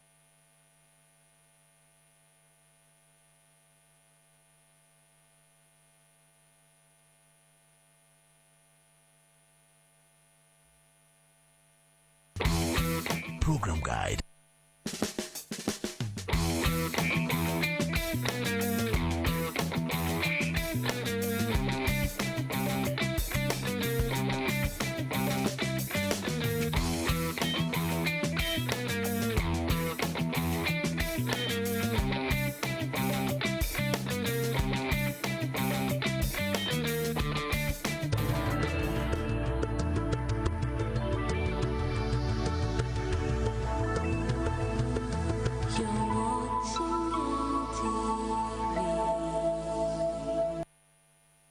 The Top 100 Mid-Sized Companies Survey 2015 is back, bigger and better. Call Agnes on 0392 080 708 and the questionnaires will be delivered to you. The Top 100 Mid-Sized Companies Survey 2015 is an initiative of the Daily Monitor and KPMG in partnership with ICEA Group, NTV Uganda and Stanbic Bank Uganda. Tonight on NTV. Who's that Rosa? Who is she? I already told you. Rosa is Leonardo and Dolfo's sister and... Yolanda. If you were capable of stealing, now you'll be capable to face the music. Irina, take a look. It's Morena. In the newspaper. Yes, and she's dead. Now what do we do?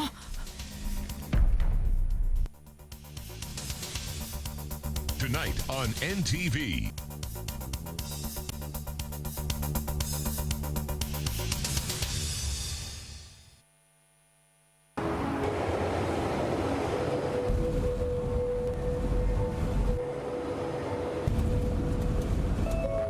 And the change of government won't stop a thing.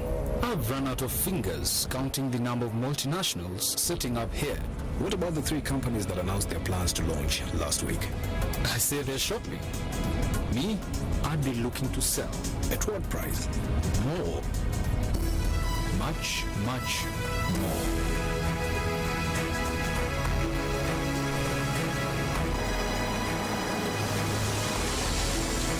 I don't know who you are or how you know these things, but one thing I'm sure of, you're in the wrong job. Here, call me tomorrow at 9 o'clock in the morning. I'd like to hear more from you. Are you ready for your big break? The East African, understanding the region.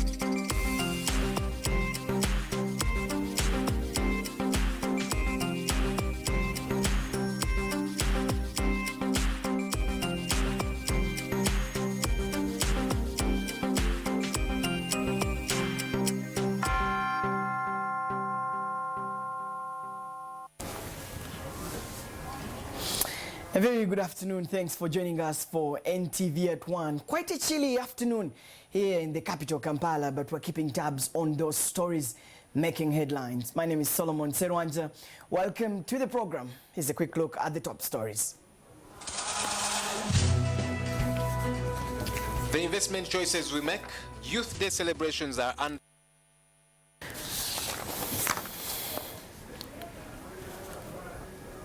Also coming up, at least 47 people have been killed in a suspected Boko Haram attack in Nigeria's Borno state.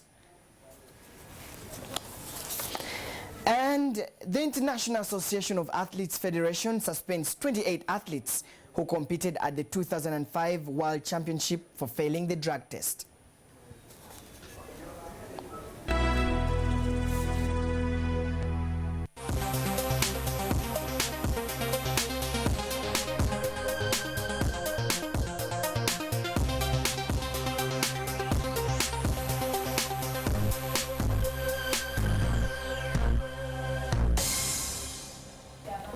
Once again, thanks for joining us for NTV at 1. I'm Solomon Serwanja. On one of our top stories this afternoon, a group of youth under the Democratic Alliance Youth League say that they have boycotted this year's International Youth Day celebrations. Now, they claim that there is no reason to celebrate when majority of their peers are unemployed. They have embarked on a countrywide campaign to convince other youths to demand for free and fair elections. No. We are saying in no uncertain terms that we are boycotting the national celebration of Uganda because there is nothing to celebrate it. But we are using also our rights and also within the framework and also intention of the UN to highlight the plight of the Ugandan youth. This is the spirit that brings us together, and we are going to move across the country, as I've already said, to bring every young person in this country to say we must bring about change. And how do we bring about change? We can only bring change when we are united. From the grassroots up to the national level, we have to sweep away the NRM regime. And this is what we want to do as the young people. This is the promise that we must deliver our country. So we are joining our hands together with our elders who are traversing the country, different political parties. We are united, and President Museveni, you must hand over power. Power. The issue of elections is our mandate. It's our right to participate in election. But the issue of free and fairness is something we cannot discuss. If you stop it through parliament, we will force it through other ways that the Constitution permits. Members of the Youth Democratic Alliance, of course, they're stressing their issues. But moving on, the leader of opposition, Wafula Gutu, has spoken about the conduct of some opposition MPs yesterday while voting for the passing of the Constitutional Amendments Bill 2015. Wafula, who addressed the media this morning at Parliament, said that the alternative side had earlier agreed that they boycott the debate. However, some lawmakers voted in favor of the amendment while others refused to boycott the debate. Now, he says that the Constitutional Amendments Bill divert from the civil society and opposition agenda which they were agitating for. Wafula fears that the voting could have been influenced by money.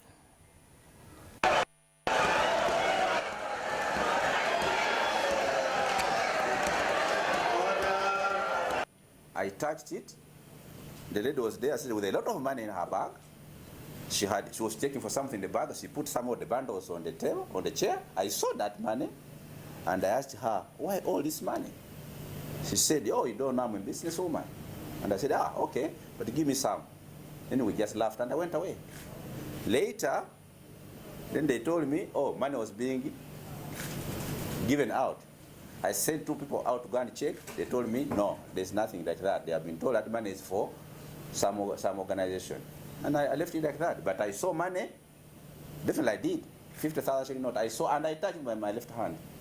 I did. It was on the green bench. So it's not something somebody told me. I saw, and I did. I touched it myself. I'm managing opposition of 5 different parties with different interests. I'm also managing opposition of my party with individuals who are having different considerations at the time when we are going into elections. And like I've said, I have yet to talk to the 6 or so individuals who voted the way they did. And before I talk to them, I'm not going to say anything about them because I do not know what made them do what they did, because I see no value in their voting yes or no, apart from that one is element of allowing independent to cross. If they have that reason, well, they can as well do that, because even us, we didn't want them to be condemned. Would have wanted them to cross sanctions. I'm very patient, and I like analyzing people before I take action. So maybe I haven't failed. The ayes have it.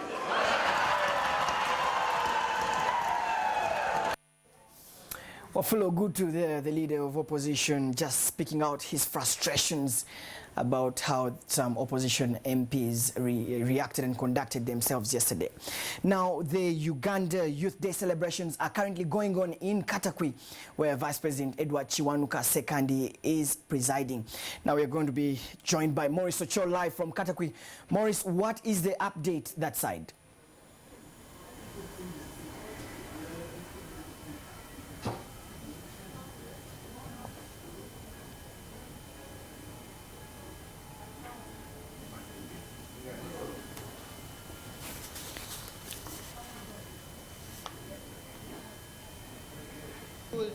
Grounds. Now, just to let you know that there are a number of guests that have already come here to celebrate this day. We've seen the Vice President Edward Sekandi came in about 30 minutes ago and he inspected the guard, and after that he went on to the different stalls to also see what they had exhibited for a number of youth had put forward. And to also mention a number of ministers have already come in. They're all seated down. The MPs also are there. The permanent secretary of the different ministries are all here. We have some bishops there, and also we have judges from the High Court have also come in attendance. Now, the International Youth Day is one of those specific days that was designated in 1999 by the UN, so that to recognize the efforts of the youth in the world. But apart from that, Uganda is one of the countries that have also today shown interest, of course, to celebrate this day. Basically, that is what is happening here in Katakwi. For the more of the details, we shall be bringing to you in our subsequent bulletins, both at 7 and 9 o'clock.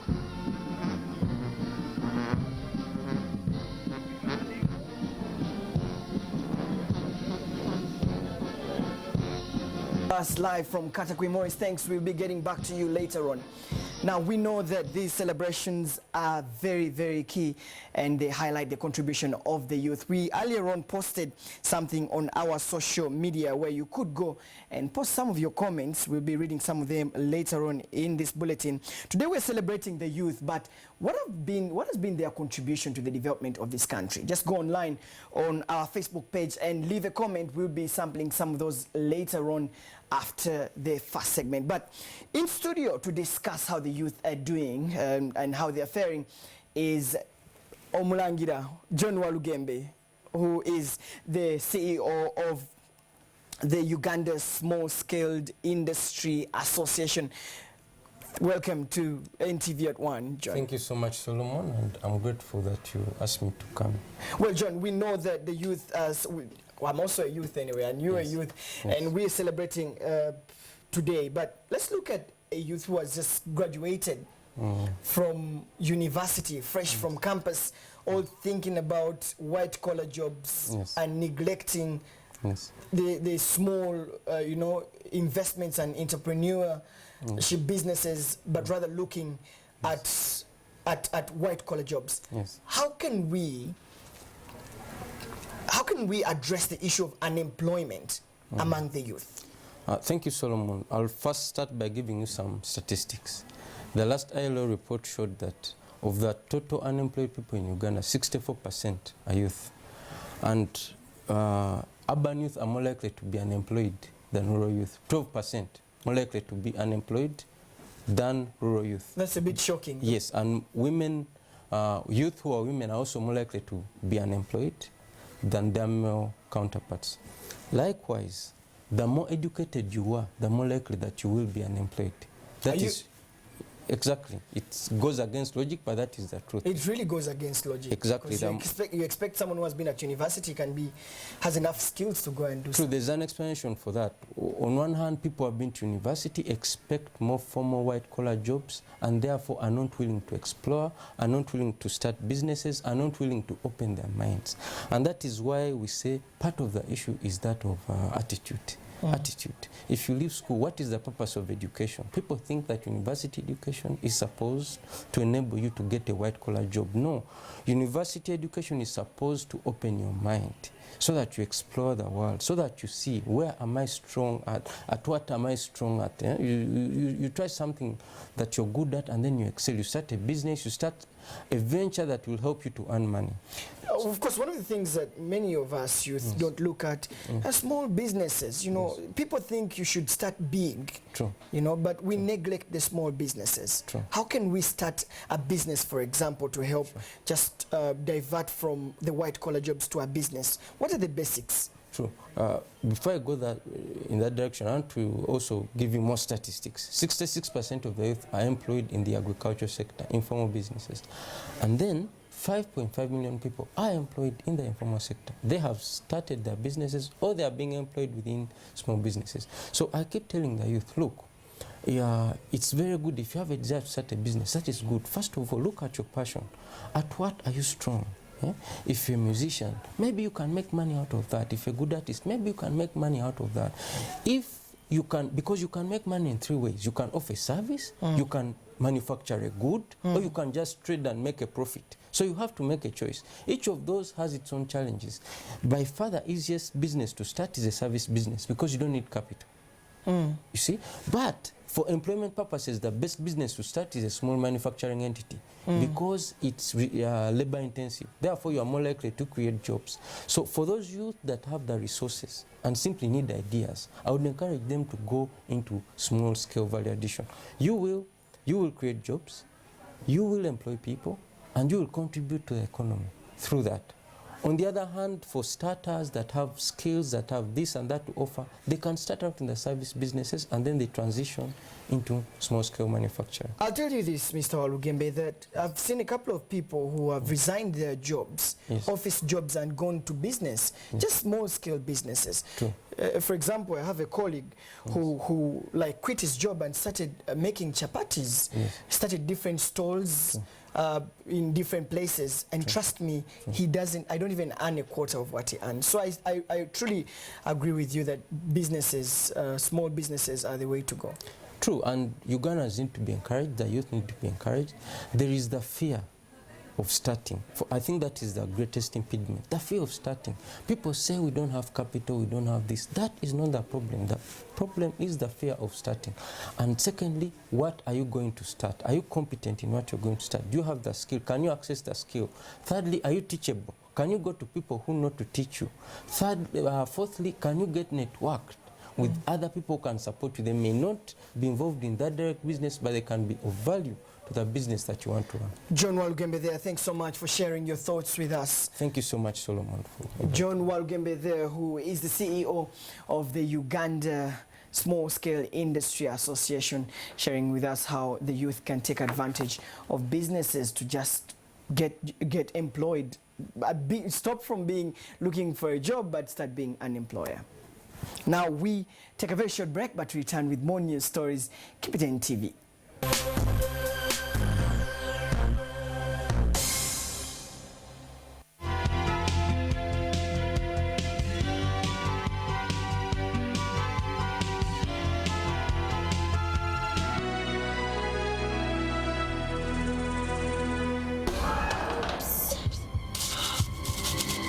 I know exactly what to do.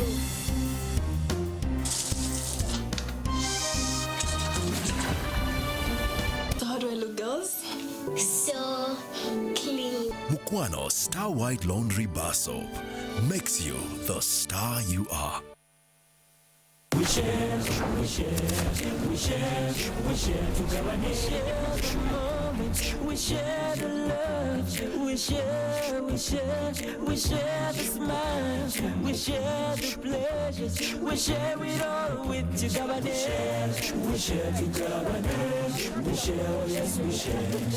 We always share things with people we love. Now with Airtel, you can share your internet too. Dial *175 *5 hash. Select Tugabane and share your internet with up to 5 people. We share, we share, we share, we share Tugabane. Airtel, the smartphone network.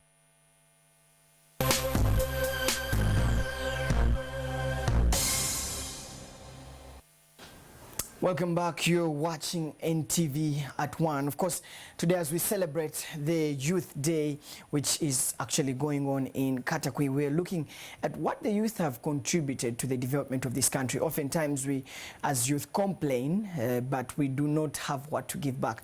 So I had asked you to go online to leave your contribution on what you think about that. And a couple of comments have been coming in. I'll just sample a few as we go along this bulletin. Now, we have Tuojire Christine, who did say that the problem is the education system. We should adopt the European style of expertise rather than mere work. I think I agree with your contribution. Well, we have here Derek Alifuna, who is saying that who is a youth in Uganda if people, men and women above 40 years, popularly call themselves youths? So you may blame the youth after being overshadowed by old people. So categorize the youth group right there. Well, that's their comment. But let's just sample 2 more.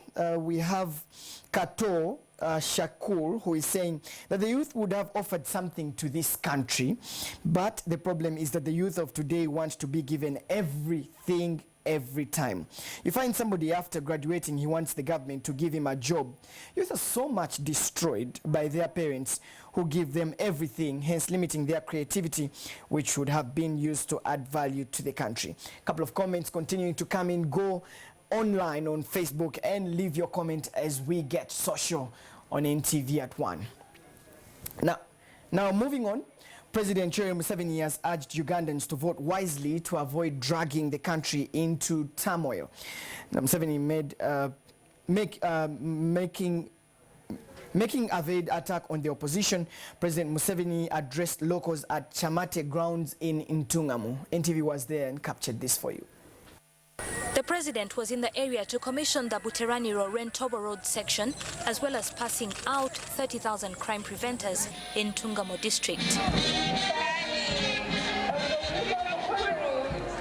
He said the country has registered remarkable development and urged the electorate to vote the ruling party for continuity.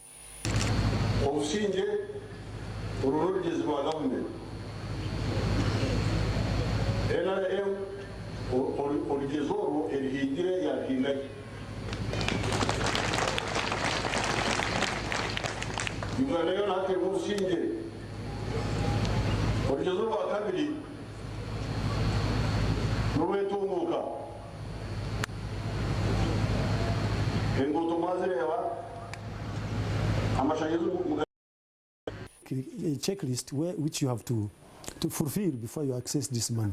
But every young person within that age limit, irrespective of whether he's in the village or in the city, you can access that money. It is there for every young person, but you must have to fulfill those conditions. Can you briefly say what the conditions are? First of all, as I said, you have to be between the ages of 18 to 30. That's number 1. Number 2, you must have a place for abode. Number 3, you must of course be a Ugandan. Number 4, you must be in a group. It's not just giving money to individuals, because the group, young people could guarantee themselves under normal circumstances through banks. If you want to get money from the bank, you are asked to bring collateral security assets.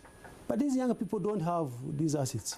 So as a way of making sure that these young people repay the money, we found it necessary to have these young people operate in groups. So those are the conditions. And by the way, this money, no collateral security, no interest. You access the money through participatory approach. Right, beneficiary selection is done at the grassroots level, right from the grassroots level to parish, sub-county, district. That is the chain. And there are committees at the sub-county and at the district who do appraisals, who do approvals, and those projects that have been approved are submitted for funding. So how much money have you received so far, and how much have you distributed? And if you may, how much has been returned to you from those youth who have used it appropriately? So far, under phase 1, which had 27 districts, we dispersed 12 billion directly to the projects. Under phase 2, we've dispersed 28 billion directly to the youth themselves. And out of that money, we have managed to fund 5,507 projects, thereby accessing 71,888. Actually, we have gone beyond what we had anticipated. And the question you may ask me is, what happened? How did you get to 71? Yet you had targeted 50. The answer is this, that we had targeted 50, basing ourselves on the 12.5 million each group was supposed to get. But in some districts, they were very frugal. And depending on the scope, depending on the type of project, young people ended up getting like 5, 6, 8. So that brought the increase from 50 to 71. So 71,000 youth have got direct cash support in 1 year. But look, if I may go back, do you as a ministry and a government think the problem facing the young people of Uganda today is the lack of resources in terms of funds? Or really they face something else? The lack of skills, the lack of the right attitude, the lack of serious of training? Do you think our problem is money? It is a combination of all those you have talked about. But does the formula of success involve you first to give the money, or you need first to have the skills, you have the network, and then you can put the resources? But for you, you're beginning with the money. But Patrick, it depends on what type of skills you're talking about. And the way you are looking at it is from a classroom point of view. I am not looking at it from the classroom point of view. I'm looking at it from the knowledge and the capacity of these young people to be able to adapt, to be able to be given this education, not necessarily in a classroom where you go and get a chalk on a blackboard. No, sit. I know so many young people who never went to school, but they can do so many good things. And okay, the percentage of those who went to school and do not have jobs is so small compared to all of these young people who dropped out of school, who never even stepped in school, you know. So we are trying to get treatment for all of these people, irrespective of whether they went to school or not. Yes, but they still need some kind of apprenticeship, some kind of training, some kind of skills. It is some kind of on the job. It's being done. But yes, but the problem is that the money came out in January, and by May you're giving it to them, and one wonders how that period you have given them to learn on the job is so short. Actually, you are not informed. Let me inform. How long did it take you? How long? Let me inform you. This project, the program was approved in September 2013. It took us that period from October, November, December, January. January, the president launched it. Those were 4 months. February, March, April, May. The first tranche of funds to reach the district was around June, July. So prior to the sending of the money, there was a lot of sensitization that took place.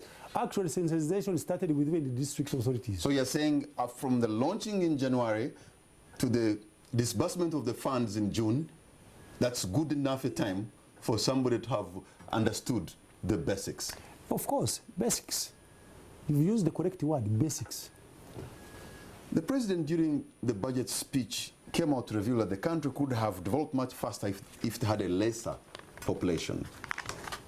But we all remember that in the past, the president said a large population would help in accelerating growth. He's the chief executive, he's the appointing authority. Why that change of mind? That at one point he thinks it's a large population, now it's a problem. Why don't you ask him? Why are you asking me? Ask him. You are the PS Minister of Gender, the young people are under your docket and you're trying to look for solutions. You see, for every problem you must get a solution. Small or big. When you have got a big problem, you have to find the ways and means of addressing this problem holistically. And that's what we are trying to do. For example, you are talking about the youth livelihood program. That's one aspect of solving this problem. But we have got other programs that are coming in. Maybe I should be able to tell you that even the one of externalization of labor is coming in to supplement this. Of taking young people to Saudi Arabia?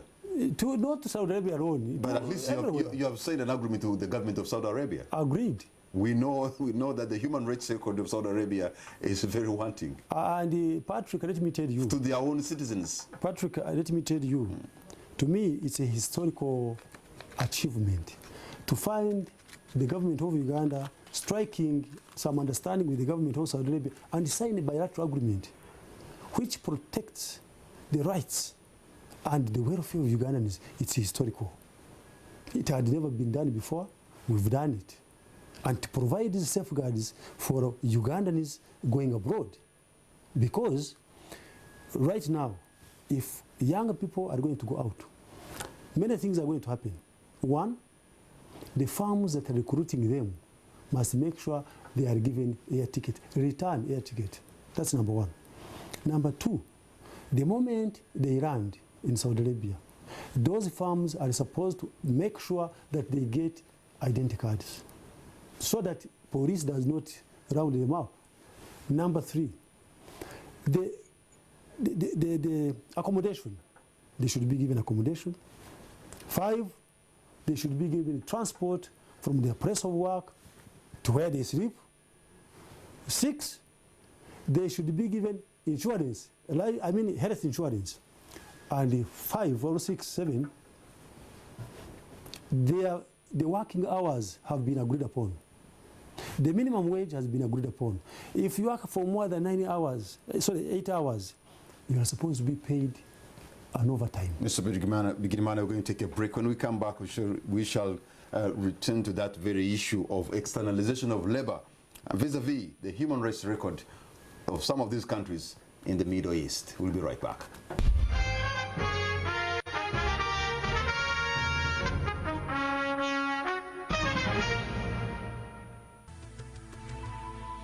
NTV, turning on your world. We could do this all night.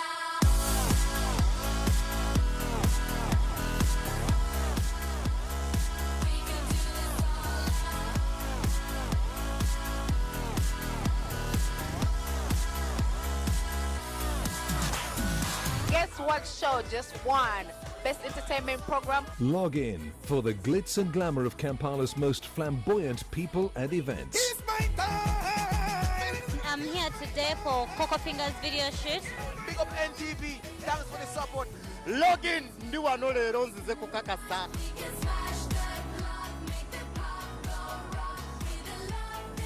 You're Golfy and you're watching Login. Don't touch that dial, you know what I'm saying. It's log in. We could do this all night.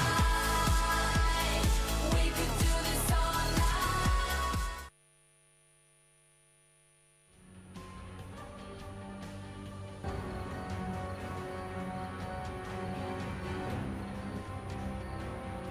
It's about time we see each other again.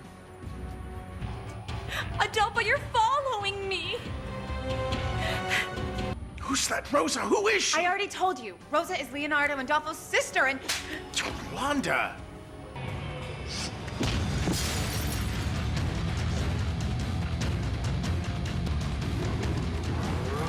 Let him go!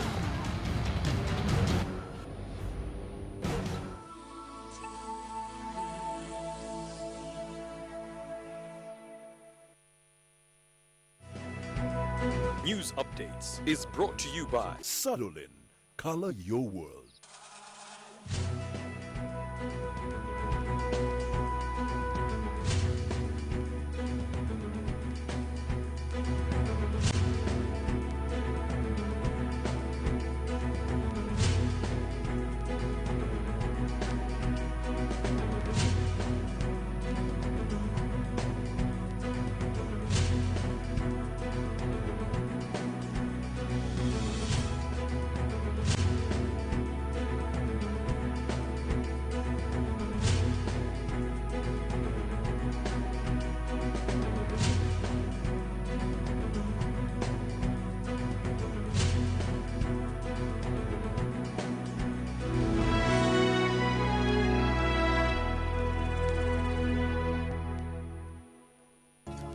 And I think to myself, what a wonderful world. Ooh, yeah.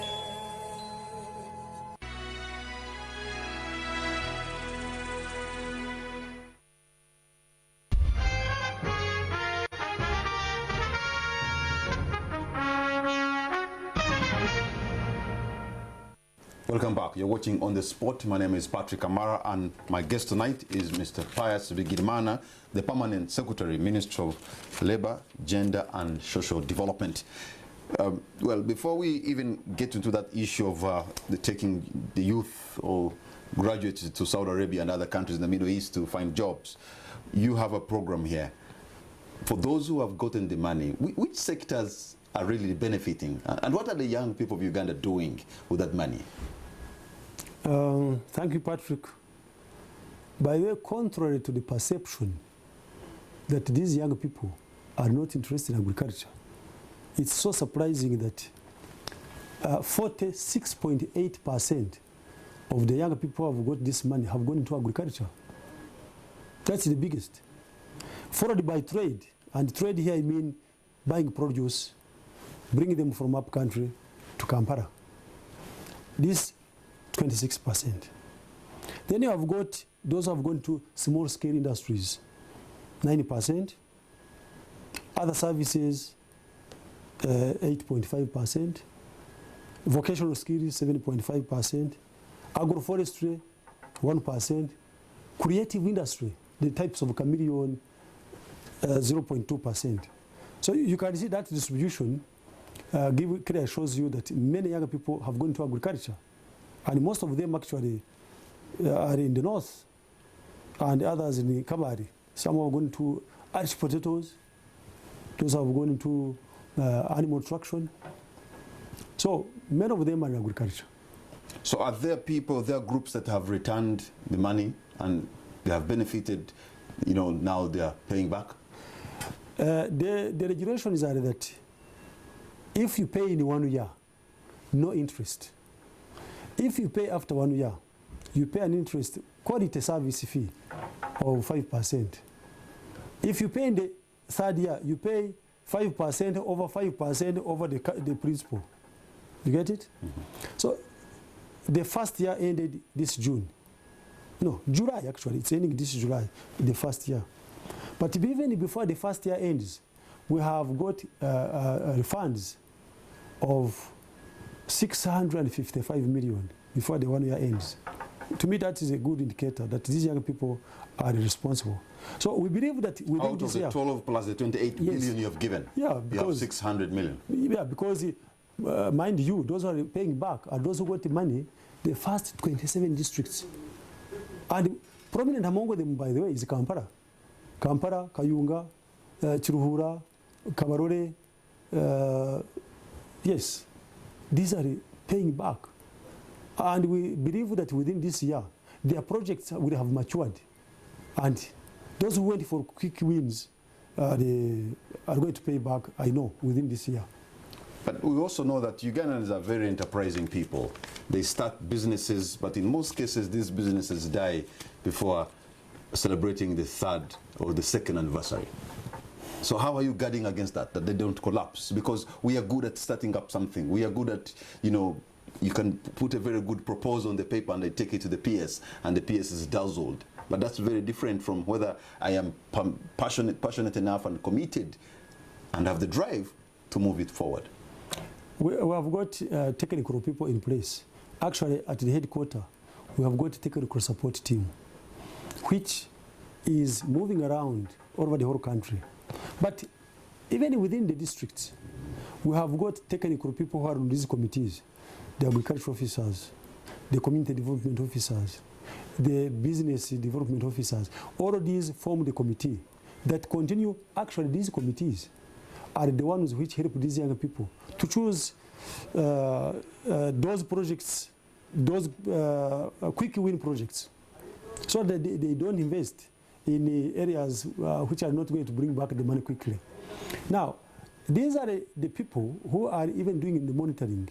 So our team continues to go around, counseling them, advising them, correcting them where they have gone wrong.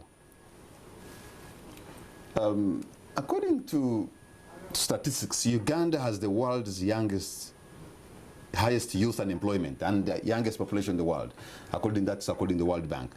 But there's a monumental challenge: is if this program of yours, if this project is really likely to address that issue, because you have given money to about 5,000 groups of individuals. 5,000 groups. Yes, affecting about 70,000 people. Yes. But under who are the other ones that are left out? Patrick, how many are left out? Patrick, I have told you that for the 1,000 kilometers we're going to walk, you start with one step. We have started with one step. 71,000 youth in just 1 year. There could be a one farm step and one wobbly step. No. The one wobbly step does not give me hope that I'm going to walk from Kampala to Dar es Salaam. Don't be a pessimist. I'm not a pessimistic person. The fact that we have institutionalized the planning and budgeting for these young people clearly shows that the government is determined to make sure that this youth unemployment problem is addressed. And as the revenue increases, we shall get more money. If we had got, for example, the money we wanted, we would have covered more than 200,000. But I know there is that positive mind from the people who are planning at the Ministry of Finance. They have the will. What is important is to have the will. So the moment we get the money, we shall have to increase on the coverage. Mind you, this is a revolving fund. So the money that is coming back from the groups will go to supplement what the Ministry of Finance is giving us. And every year, they are going to be giving us money to support these young people. I've heard the critics of this program, quote other initiatives in the past, like the Ntandikwa, like Bonabaga Gawale, like NADS, like the Capital Youth Venture Capital Fund or something like that have failed. But I also say they were closed in politics. How is this so distinct and not necessarily to sway the mood and maybe entice the voters for the benefit of the incumbent government, the party? Two things. One of them is the conceptual clarity of what the program is all about. I think, and I'm confident that the young people who are working with me at the technical level understand the business we are in. That's number one. Number two, they have gone ahead to make sure that even other people are involved understand the program up to the district level. Mm-hmm. Secondly, I think, and the most important thing was to involve the young people into this program.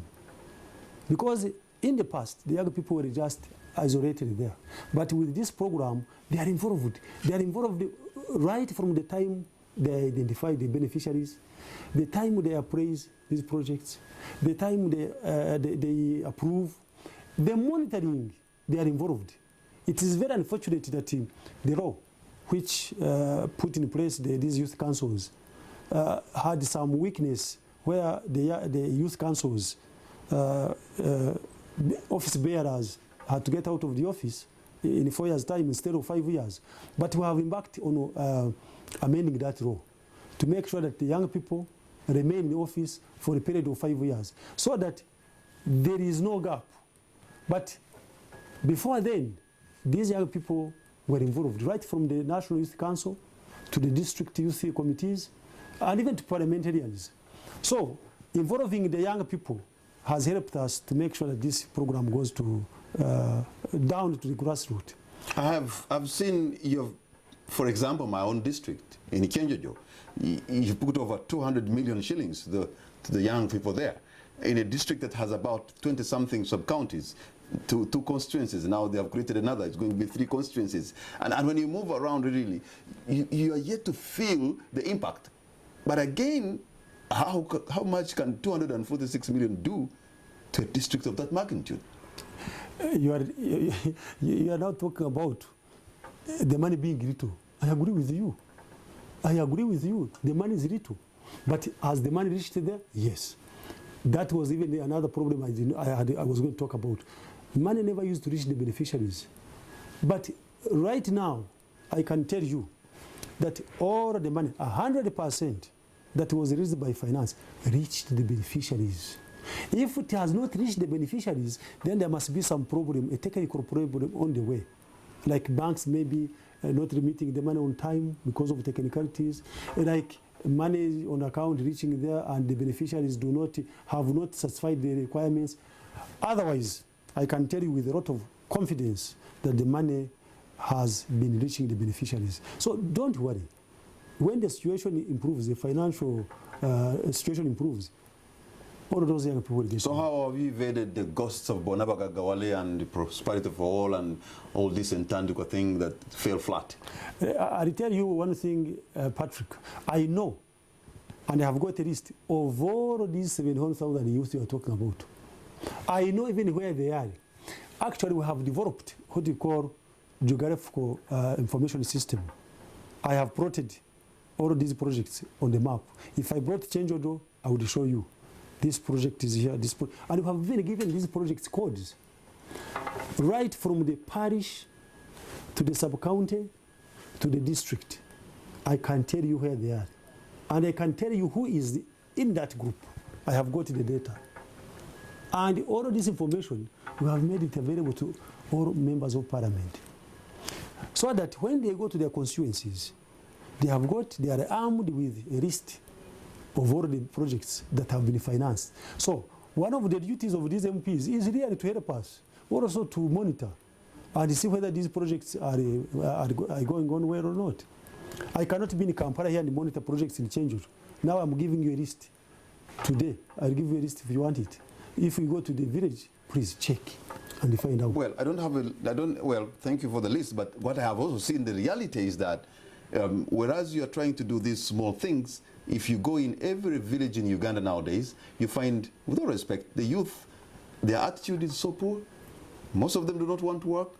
They are now engaging into gambling, of gaming, smoking, eating kubar and things like that.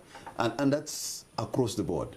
And I'm wondering, what do you need to do to unleash the potential of so many of Uganda's youth who are there, redundant? The attitude is poor, and all they can do is maybe get 1,000, go in a gaming.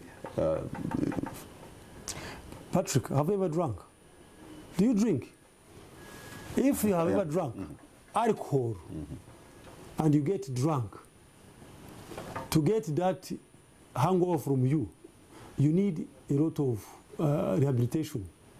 They give you a katunda, then you sleep again. You wake up until the alcohol, and stop drinking. The alcohol gets out of you. Don't think that you are going to get poverty and unemployment from these young people within just 1 year. It is a process. But the question is, have we started the process? Have we started the journey? Yes.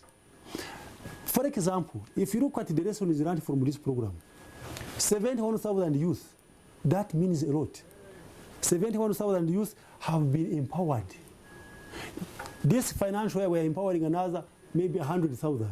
You understand? I can assure you, I was in one village, somewhere in the southwest.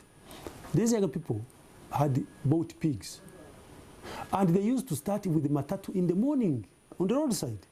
I can assure when I went there, they told me that they don't even have the time for matatu because they have divided themselves into 3 groups. Within a group of 12, they are keeping their pigs. 3 of them start in the morning from around 6 to around 10.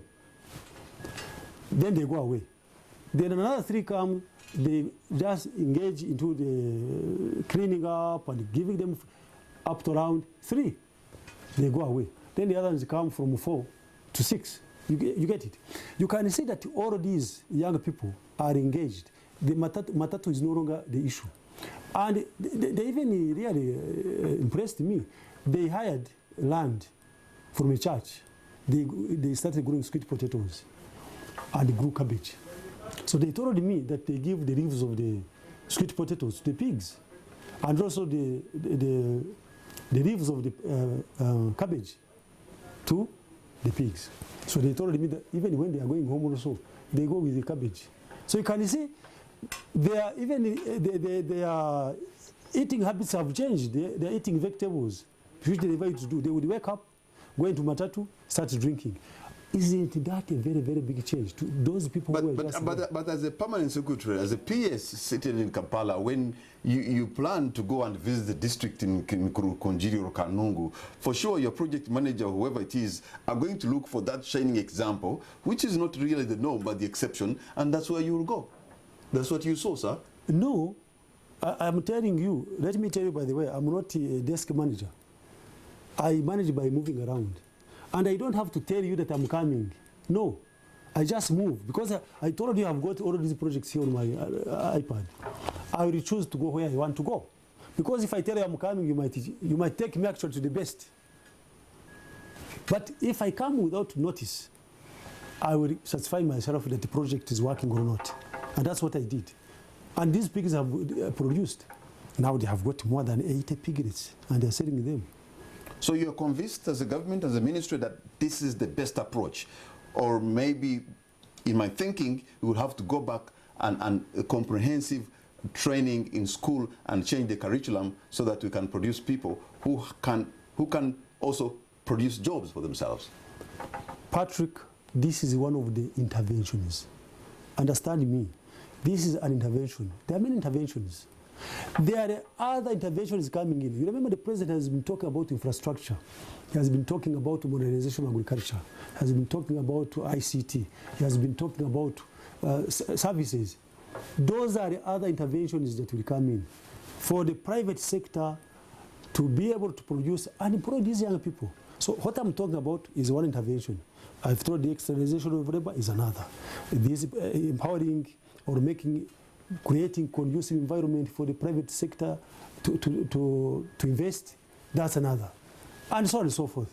You cannot address youth unemployment by only a youth level program. No, you will not succeed. There are many interventions. I told you the other day about green jobs. That's another area that is coming in. We have talked about women empowerment. And the project of women, the program of women empowerment is on board. Soon you are going to see it rolling also like youth level program. Those are interventions. And within the women empowerment, you've got young girls. For the first time, we are going to dedicate this program to the young girls so that they even stop getting engaged into these promiscuous adventures. I can see the future is very bright for the young people. Now, you have signed agreements with the government of Saudi Arabia to find jobs for the young people there. But we have also had stories and testimonies of young people who have come back from different countries in the Middle East, including Southeast Asia, with horrendous stories of what happened to them, the abuse of their rights. Some of them have told very, very horror stories. Have you taken into account that? I told you when I was introducing that subject that we are doing this to stop that. This is a cure of what you have been hearing, of what you have been seeing. I told you that a good manager is the one who gets medicine for the patient.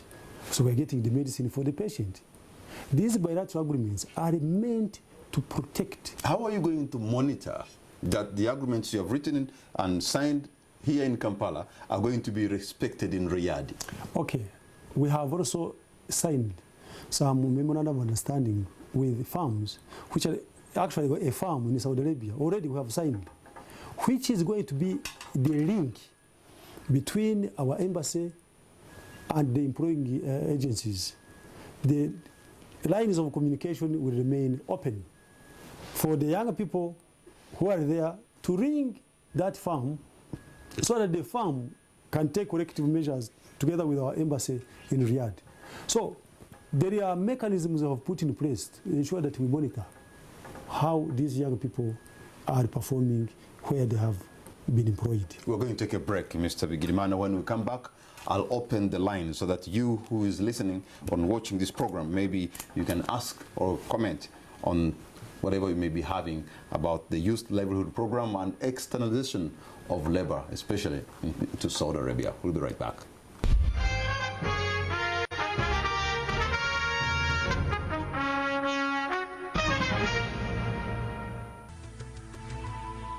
NTV, turning on your world.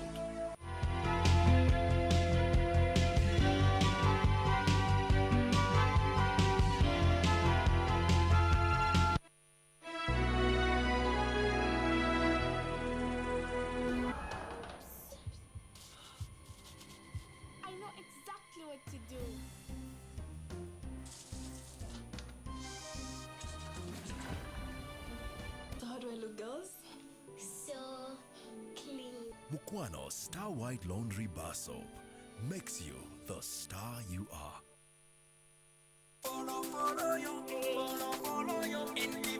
NTV goes mobile, so you can watch the news and any of your favorite programming from anywhere, anytime on your mobile phone. You can catch your favorite program and news from the comfort of your office, taxi, car, or your favorite kafunda anytime. Download NTV Mobi now on Play Store. Terms and conditions apply.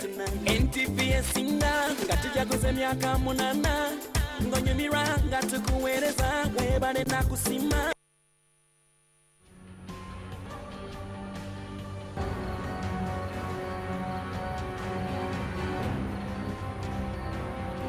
It's about time we see each other again.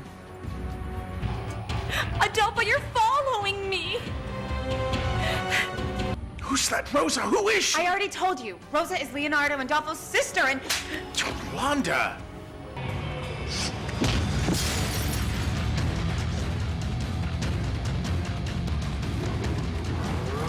Let him go!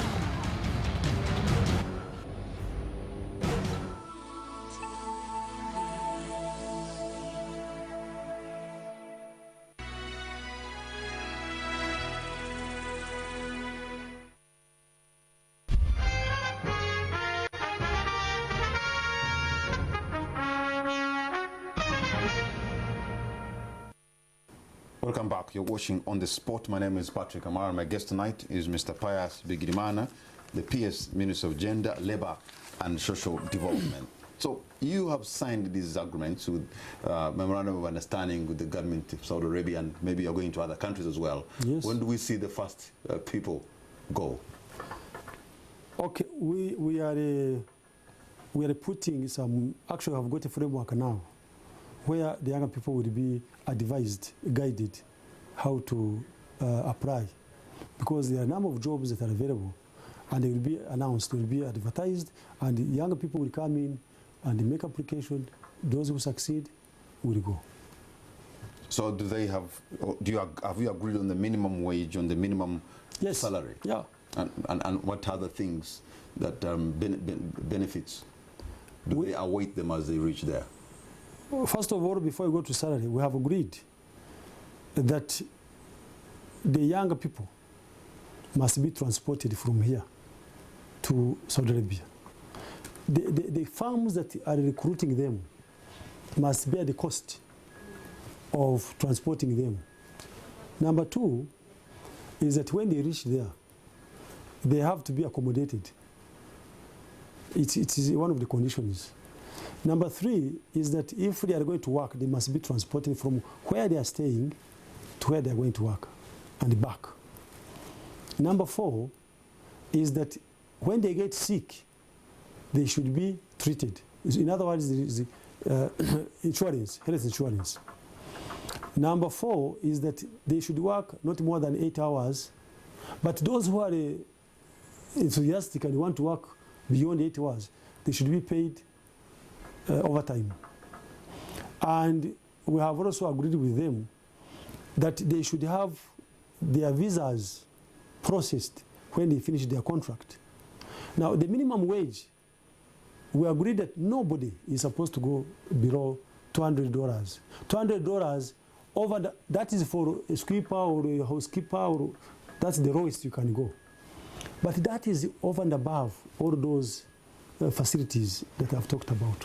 Of course, there are those who will get 500, 700, depending on the qualification and depending on the job that you're going to do. Okay, we have Ugandans been listening tonight, and maybe they have questions or the comments to make on the show. So let me take the very first caller online tonight. Hello. Hello.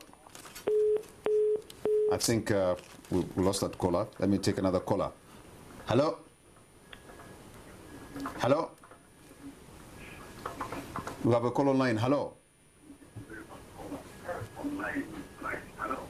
You just have to turn down the volume of your TV set so that you can have a communication. If your volume is up, then it will send an echo. We will not have a communication.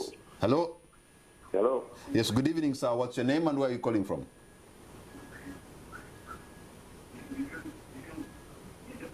Hello? Good evening, sir. You're on air. What's your name and where are you calling from? My name is Kukasokro. Hello, my name is Kukasokro. Yes. Who? I'm in Keban. I'm Kukasokro. Yes. You are listening to yourself, sir, because you have your volume up there. You have turned up your volume, so there's an echo that is repeatedly coming to you. My request, Mr. Bigrimaya. Yes. Bigrimana. Mm-hmm. The youth need to be helped. Can't hear you. The youth need what? Okay. I just can't continue with that, unfortunately. There's a problem. We cannot hear each other well, and there's an echo, and I suppose he has turned up the volume of his TV set, and that causes a problem. So let me take another call online. Hello? Hello? Hello? Hello? Yes, good evening, sir. What's your name and where are you calling from? I'm calling from Rida. Yes? Yes, sir. Name? Oliver, yeah. So I'm watching the screen and you're talking to me. So the one who's talking is not you. Stupid.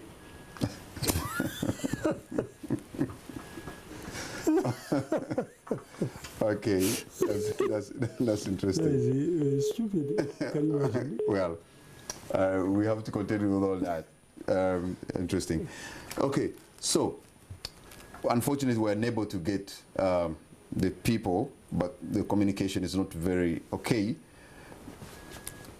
You have signed an MOU, and we expect them to go very soon, and then ahead of 3,000 people. But how many jobs are we likely to get from the Middle East? The projection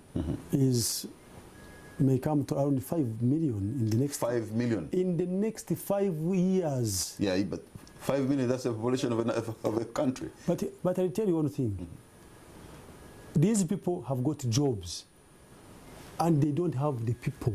And actually, they told us that they would prefer Ugandans because we have got some good accent, English. So in Qatar, they need a lot of young people in the manufacturing industry, construction. They have got so many jobs We have got so many people without jobs. Have our institutions prepared the Ugandans graduates for the job market of that caliber? Now we have agreed with, actually there's a firm that has come today. It is trying to establish itself here so that those who are going to work in the different trades can get first-hand, quick training here before they go. So that's also another arrangement we have put in place.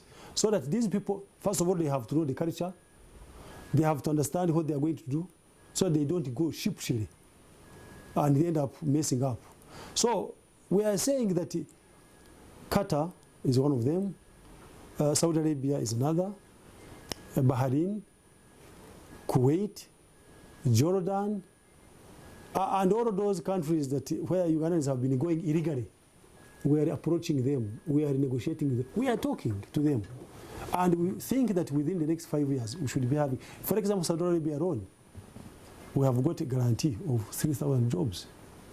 If we can have these jobs taken in the next 6 months, I will be the most happiest person, and then get more. So I'm optimistic that we're going to break through into that market. Okay, as we reach a conclusion, I just want to take you to another issue, because you're the PS ministry in the Ministry of Gender, and the issue of inter-country adoptions, but also the issue of foster homes. I have seen many foster homes in Uganda, and they are not recognized. But the children who are taken there, the orphans who are taken there by the arms of government, by police, by court order, or through probation officers. And I'm wondering, how does the government work with these private homes that are not even recognized in the first place? Patrick, this is another area which needs serious attention. And no wonder the Children Amendment Act actually took long to revise. But as we talk, this Amendment Act is before Parliament, and it's going to address most of those challenges that we have. So there was some loophole within the law. It is true that there are some homes which have been keeping our children and not licensed. But we have now declared war on them. If you have been following what we have been doing, is that we are going on inspection, and some of the homes we have closed them. But I know some homes, they are not licensed, they are receiving children from government. I would like you to give me those. There are homes that have received children from government. Please, can you give me those? I don't want to get into economic sabotage if that is somebody's business. No. But you know, you are a Ugandan. You know that there are homes. But there are homes that. Patrick, are these homeowners picking children by themselves? Patrick, are they picking children by themselves? Well, first of all, let me tell you, as a Ugandan, if you see a crime being committed, or a crime is about to be committed and you don't report, you are... It's no-brainer that you don't have capacity. No, you as a Ugandan... You have one reception center in Naguru. As a Ugandan? No, Mr. Vigirimana, there's one reception center in Naguru. What is the capacity of that reception center? Even though it is well equipped, it is not enough to handle the number of orphans or people abandoned kids. But that does not mean that you take children to homes which are not licensed. There are certain standards that must be followed. And that's why we have gone ahead. We have started actually moving around. I wrote to all homes, giving them a deadline, that if they have not registered by that deadline, we shall start closing them. And indeed, we have closed some of them. Now, many of them panicked, and they applied. They were asking us to go and inspect them. We've moved around. A number of them have qualified, but those which have not qualified, we have closed them. I want you, and I want to challenge you. Tell me that home let me give you. There has been a kid, for example, who was dropped at the steps of Namirembe Cathedral and then taken to an orphanage center. After 2 years, there was a couple, Ugandan couple, decided to adopt, to foster the kid. For 2-3 years, the fostering continued up to 8 years. After 10 years, the kid is dumped again at the probation office in Rubaga. Was that kid adopted in Uganda here? Fostered in Uganda. And remember that fostering is supposed to take at least after 3 years, you review either to take or you bring back the kid. But this continued for about 8 years. And the kid was, a real story, a kid was brought back after 10 years to Rubaga. You can imagine what is going on in the mind of such a child. Of course, it is so bad. But I'm saying that when such cases are brought to us, we pay attention. We don't just close our arms. I mean, how have we gone into inspecting these homes? It's because we discovered that actually these homes do exist. The homes which are not licensed. And we are going, and to be licensed, you must fulfill certain conditions. So we have also started on that's another front line. So I'm told that for somebody to adopt for example, inter-country, that person should come in Uganda here, stay with the kid for some time, so that you can bond. Now, and is that practical? Is that now you are logical? You are trying to preempt what is actually the amendment is trying to address all that. The amendment. Because you see, there has been some weaknesses somewhere within the law where guardianship orders are issued by court and these children are taken. Before we know it, they have been adopted. I am not saying that those who adopt them are criminals. I am only saying that the process of getting these kids must be streamlined. And in fact, we have come up also with the policy. We are coming up with a policy that adoption should, first of all, children should be adopted within the wider family, extended family, in Uganda here. Because taking these children outside has got its own shortcomings. So, adoption within the extended family, adoption within Uganda or in the region, at worst, adoption outside. But that process is going to be sorted out by this law that's being amended. Because even the committees, we are proposing committees to look at all of these foster homes, look at the adoption processes, and make sure that they make recommendations that will help these children. So, and lastly on this, in case a child is adopted, taken to the Netherlands or taken to the USA, are we likely to see the probation officers in Uganda fly into the US to just check on these kids, how they are doing, how they are faring? We want to follow them. We want to follow them either by having probation officers go there or by even making sure that these children are known. You know you cannot send probation officers around the world following the kids. No, you can't. We have embassies. Don't we have embassies? Why are these embassies there? The embassies are there to take care and interest of Ugandan business outside. If they have not been able to follow children within Uganda, do you think they will follow them out of Uganda? Well, let's have the law in place and then you see how it will be implemented. Mr. Pius Bigirimana, what is going to be your parting shot on the show tonight? Now, my parting shot, there are two. One of them is to tell the young people that they should have hope. And hope because the budgeting and the planning for the younger people has been institutionalized. This youth livelihood program is a rolling fund, and it will remain as long as it achieves its desired results. As long as it is still desirable, it will remain. So the younger people should have hope. Two, I advise the younger people that as they make money, they should avoid promiscuity. They should avoid promiscuity because this money they are making, they are going to die and leave it. So they should work hard, get money, and enjoy it before they die. I thank you. Thank you very much. Permanent Secretary, Minister of Gender, Labour and Social Development, Mr. Pius Bigirimana. Thank you for being on the show tonight. Thank you, Patrick.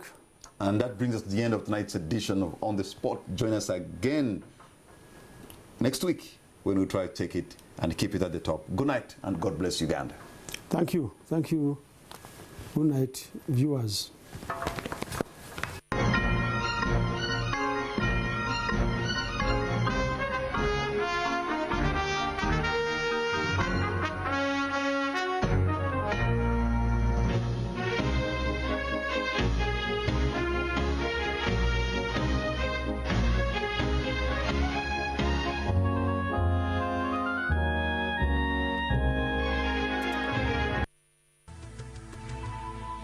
NTV, turning on your world.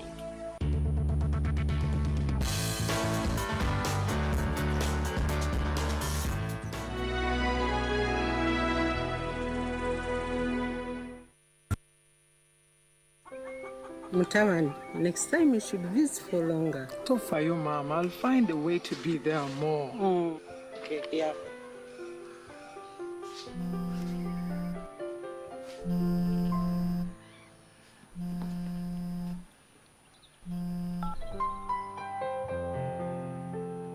Mama. On the largest 3G network, your loved ones are always closer. Get the Airtel smartphone today. Airtel, the smartphone network.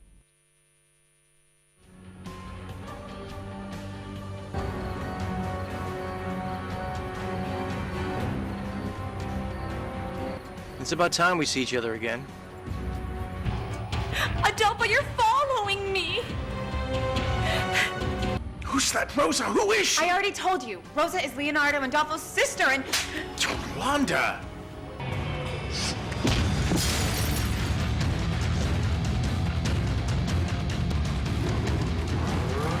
Let him go!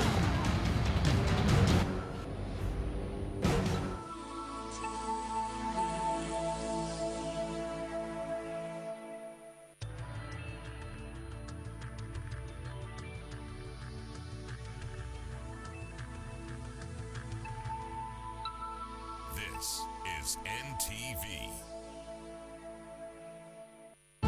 This program is rated PG. It is suitable for children ages 8 and above, but parental guidance is advised as it might contain mild violence and mature situations.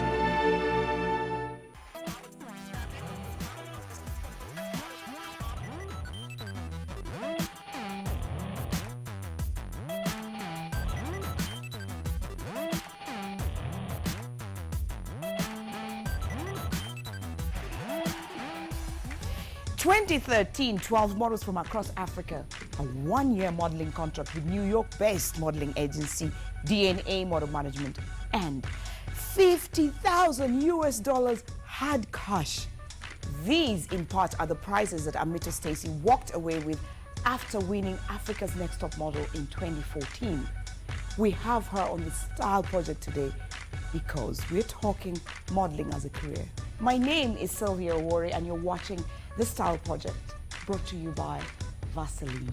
I'm joined yet again by Solomon Tazabon, who is the fashion editor of the African Woman magazine and personal and celebrity stylist. Welcome, Solomon. Thank you. Hello, everyone. Welcome to the show. Because we're talking modeling today, we are joined by two very special guests. Joram Job Muzera, who is creative director of the Joram Model Management. Welcome, Joram. Thank you so much, Sylvia, for hosting me, and I feel so much humbled being on the Style Project tonight. And our very special guest. Guys, we are so excited to have Amito Laguna. She's in the house. Thank you so much, Sylvia. It's always, I watch this show all the time, so I'm here today, so yay. Yes, guys. We have our superstar.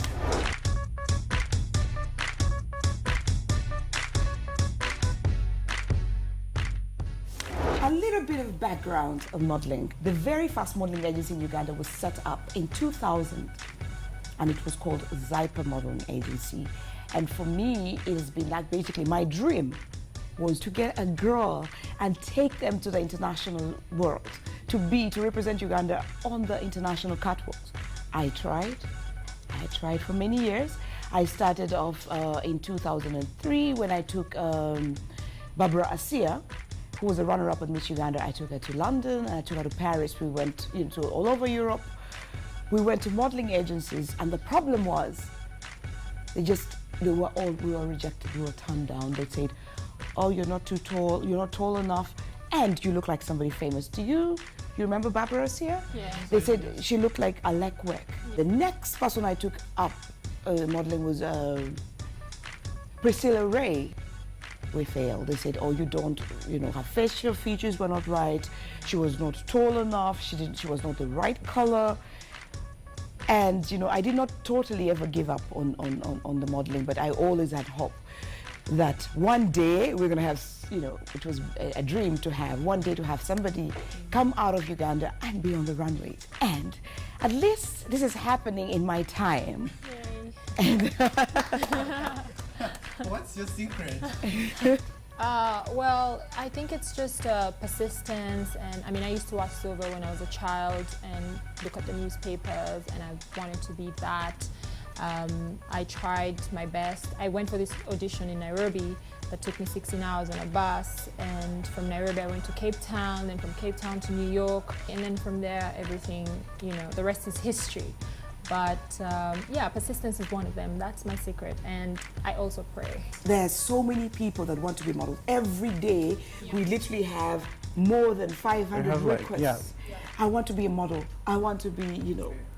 So you have walk-ins like on a daily basis, but only very few make it. You have to have a personality that everybody will remember. When you walk into the room and say, "Hi, my name is Amito," and then all the casting directors remember, you know, that Amito girl, I think I like her. You know, something about her, I don't know what it is, but I like her. You know, you have to have that kind of personality, either bubbly or charming or sweet, whatever that it is, whatever makes you stand out. The last year has just been crazy. I mean, I'm on my Facebook and my Instagram, I'm following this girl, and I'm like, damn it, she stole my life. I was supposed to have been that, you know, because for me, I always say it has been part of my dream to be a model, but I just realized I wasn't tall enough. Yeah, I think you could do. You have a very beautiful face. You could do. You could do lots of commercials, and commercial girls make a lot of money. You know, they make so much money. I'm more than the runway model. Well, we make more money. I'm kidding, but like commercial girls usually they make sometimes faster money than the high fashion models, you know, because they always have jobs here and there. E-commerce, there's always H&M producing clothes, all these brands producing fresh clothes every other season. She actually sounds like a pro at this. She could be like a casting manager or something. What is this shoot? What is this shoot? Advertising for a French brand called Kenzo. It's very popular. They have very luxurious clothes. So I was very honored to do the shoot alone. You know, when you're fresh face, they usually don't make you do shoots alone. They usually get somebody who's been there, so you do the shoot together. But I actually did this campaign by myself, so it's kind of amazing. Yeah. Out of all the campaigns, okay, first of all, I have to say that she is a Ugandan model. Yes. She is an international model. Yes. And Amito is one of the first models in the world to have been a new face and then booked in all the shows during a fashion week. Yeah. London, New York, Paris, Milan. You met history. Yeah. Thank you. Jerome, what were you thinking? I was overjoyed. It was more like a miracle. Even Oluchi herself couldn't believe it. When she opened for Balenciaga. I first saw Amito on the row. Yeah, I did the row. It's amazing, right? And I opened the row. It was... Okay, this is not happening. Someone pinched me right now. Yeah. It was so surreal. Yeah, it was surreal for me as well. Yes. You're now an inspiration to a lot of kids in Uganda. For many years, for me, it's 2001, 15 years for us to actually be, as Uganda, as a country, to realize we have an international representatives on the runway. What advice you're giving to these kids? I mean, how can they be able to make it? How can they be you? How can they make it on the runways of Paris and New York? You know, the thing with me is that I do my research quite well. When I got interested in fashion, I would follow all the brands, I would follow the photographers, the casting directors, and I did my research. So if you're out there and you want to do modeling or whatever that you want to do, it doesn't have to be modeling. You can just take that extra step of following your dream, because it's not gonna come and find you where you are. You have to go towards it. You have to walk towards your dream, because we all have dreams, you know. Yeah. Solomon, what was your highlight for this last year? Because for us, as African women, we were just we were reposting, we were putting, making a lot of noise. Making a lot of noise because we were out here just screaming. It's like, because she actually graced our very last The cover of African Women magazine, yes. Yes. Trinity as well. But I could say I do not have that one specific, theme. My highlight is the runway where you had Kim Kardashian in the audience. Oh, that's Lanvin. Yeah, it's a French brand. Lanvin. Okay, some people call it Lanvin. Yes. Lanvin. Yes. And also Lady Gaga posted a picture of you. Yay! We actually had a very famous selfie. Yes, me and Lady Gaga had a selfie backstage. It was amazing. She came backstage and she was like, "Hi, you were so great on the runway. Let's take a picture." And I was like, "What? Did you just ask me to take a?" Did Lady Gaga just ask our very own? I know, it was amazing, right? So Joram, yeah, what were you?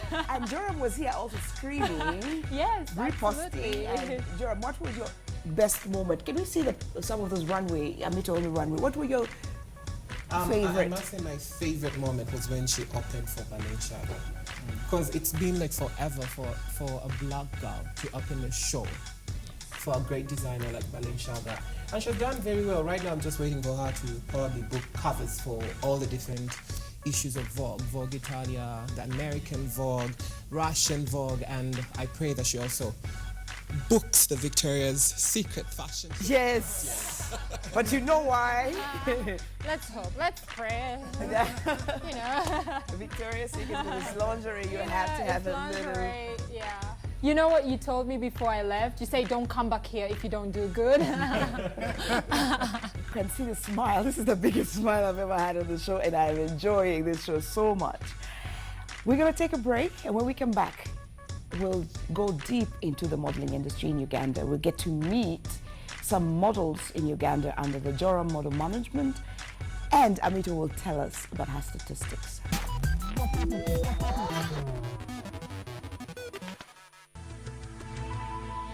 NTV, turning on your world.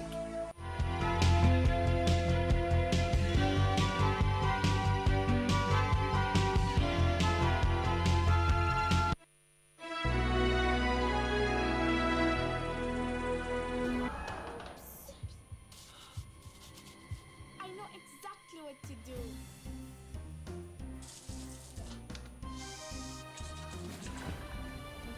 So how do I look, girls? So clean. Mukwano Star White Laundry Bar Soap makes you the star you are.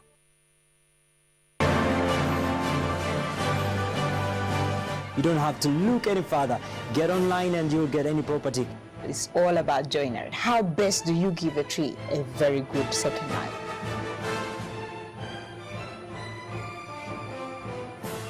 Because there's already development happening around. Say, for example, carpets. Pick luxurious carpet and you say, I've got to have a carpet wall to wall in my house. But we're a hot country. Welcome to the property show where we make real estate sense.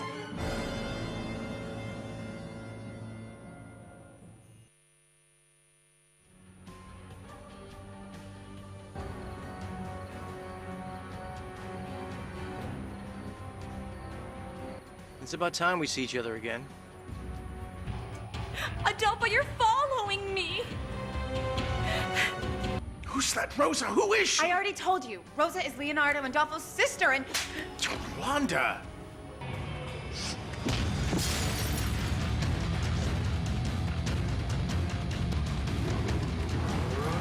Let him go!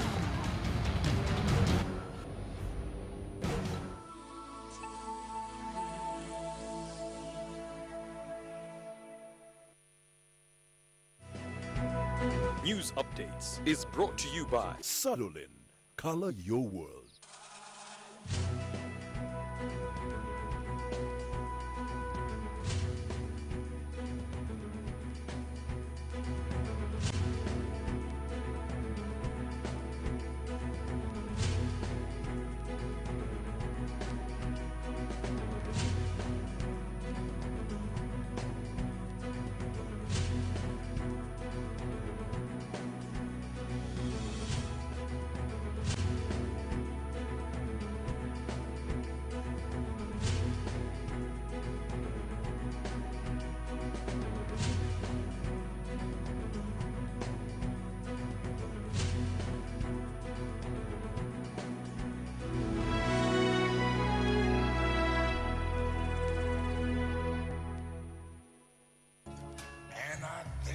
myself,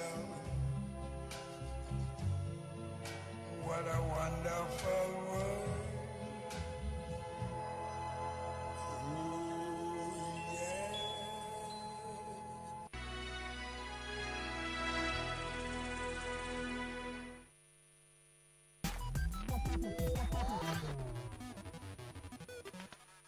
Welcome back from the break. We are still talking modeling in Uganda. Amita, tell us about your statistics. What are your statistics?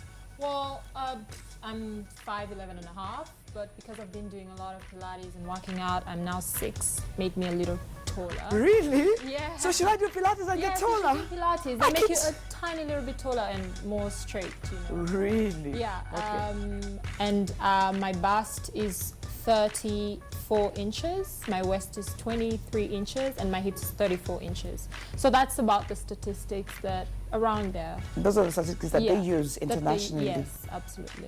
And you being in that industry here for a while before you moved to New York, when you look at the models locally, do you think we can get another Amita out there? Absolutely. We have so many gorgeous girls out here. Some of my friends are super gorgeous, and I think they'll do so well in New York.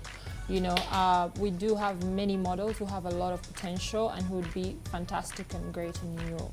Yes, and fit the statistics, you know. Yeah. Well, Joram, the task is all upon you now to get us the next Amita. Very, very true. And I'm already on the hunt.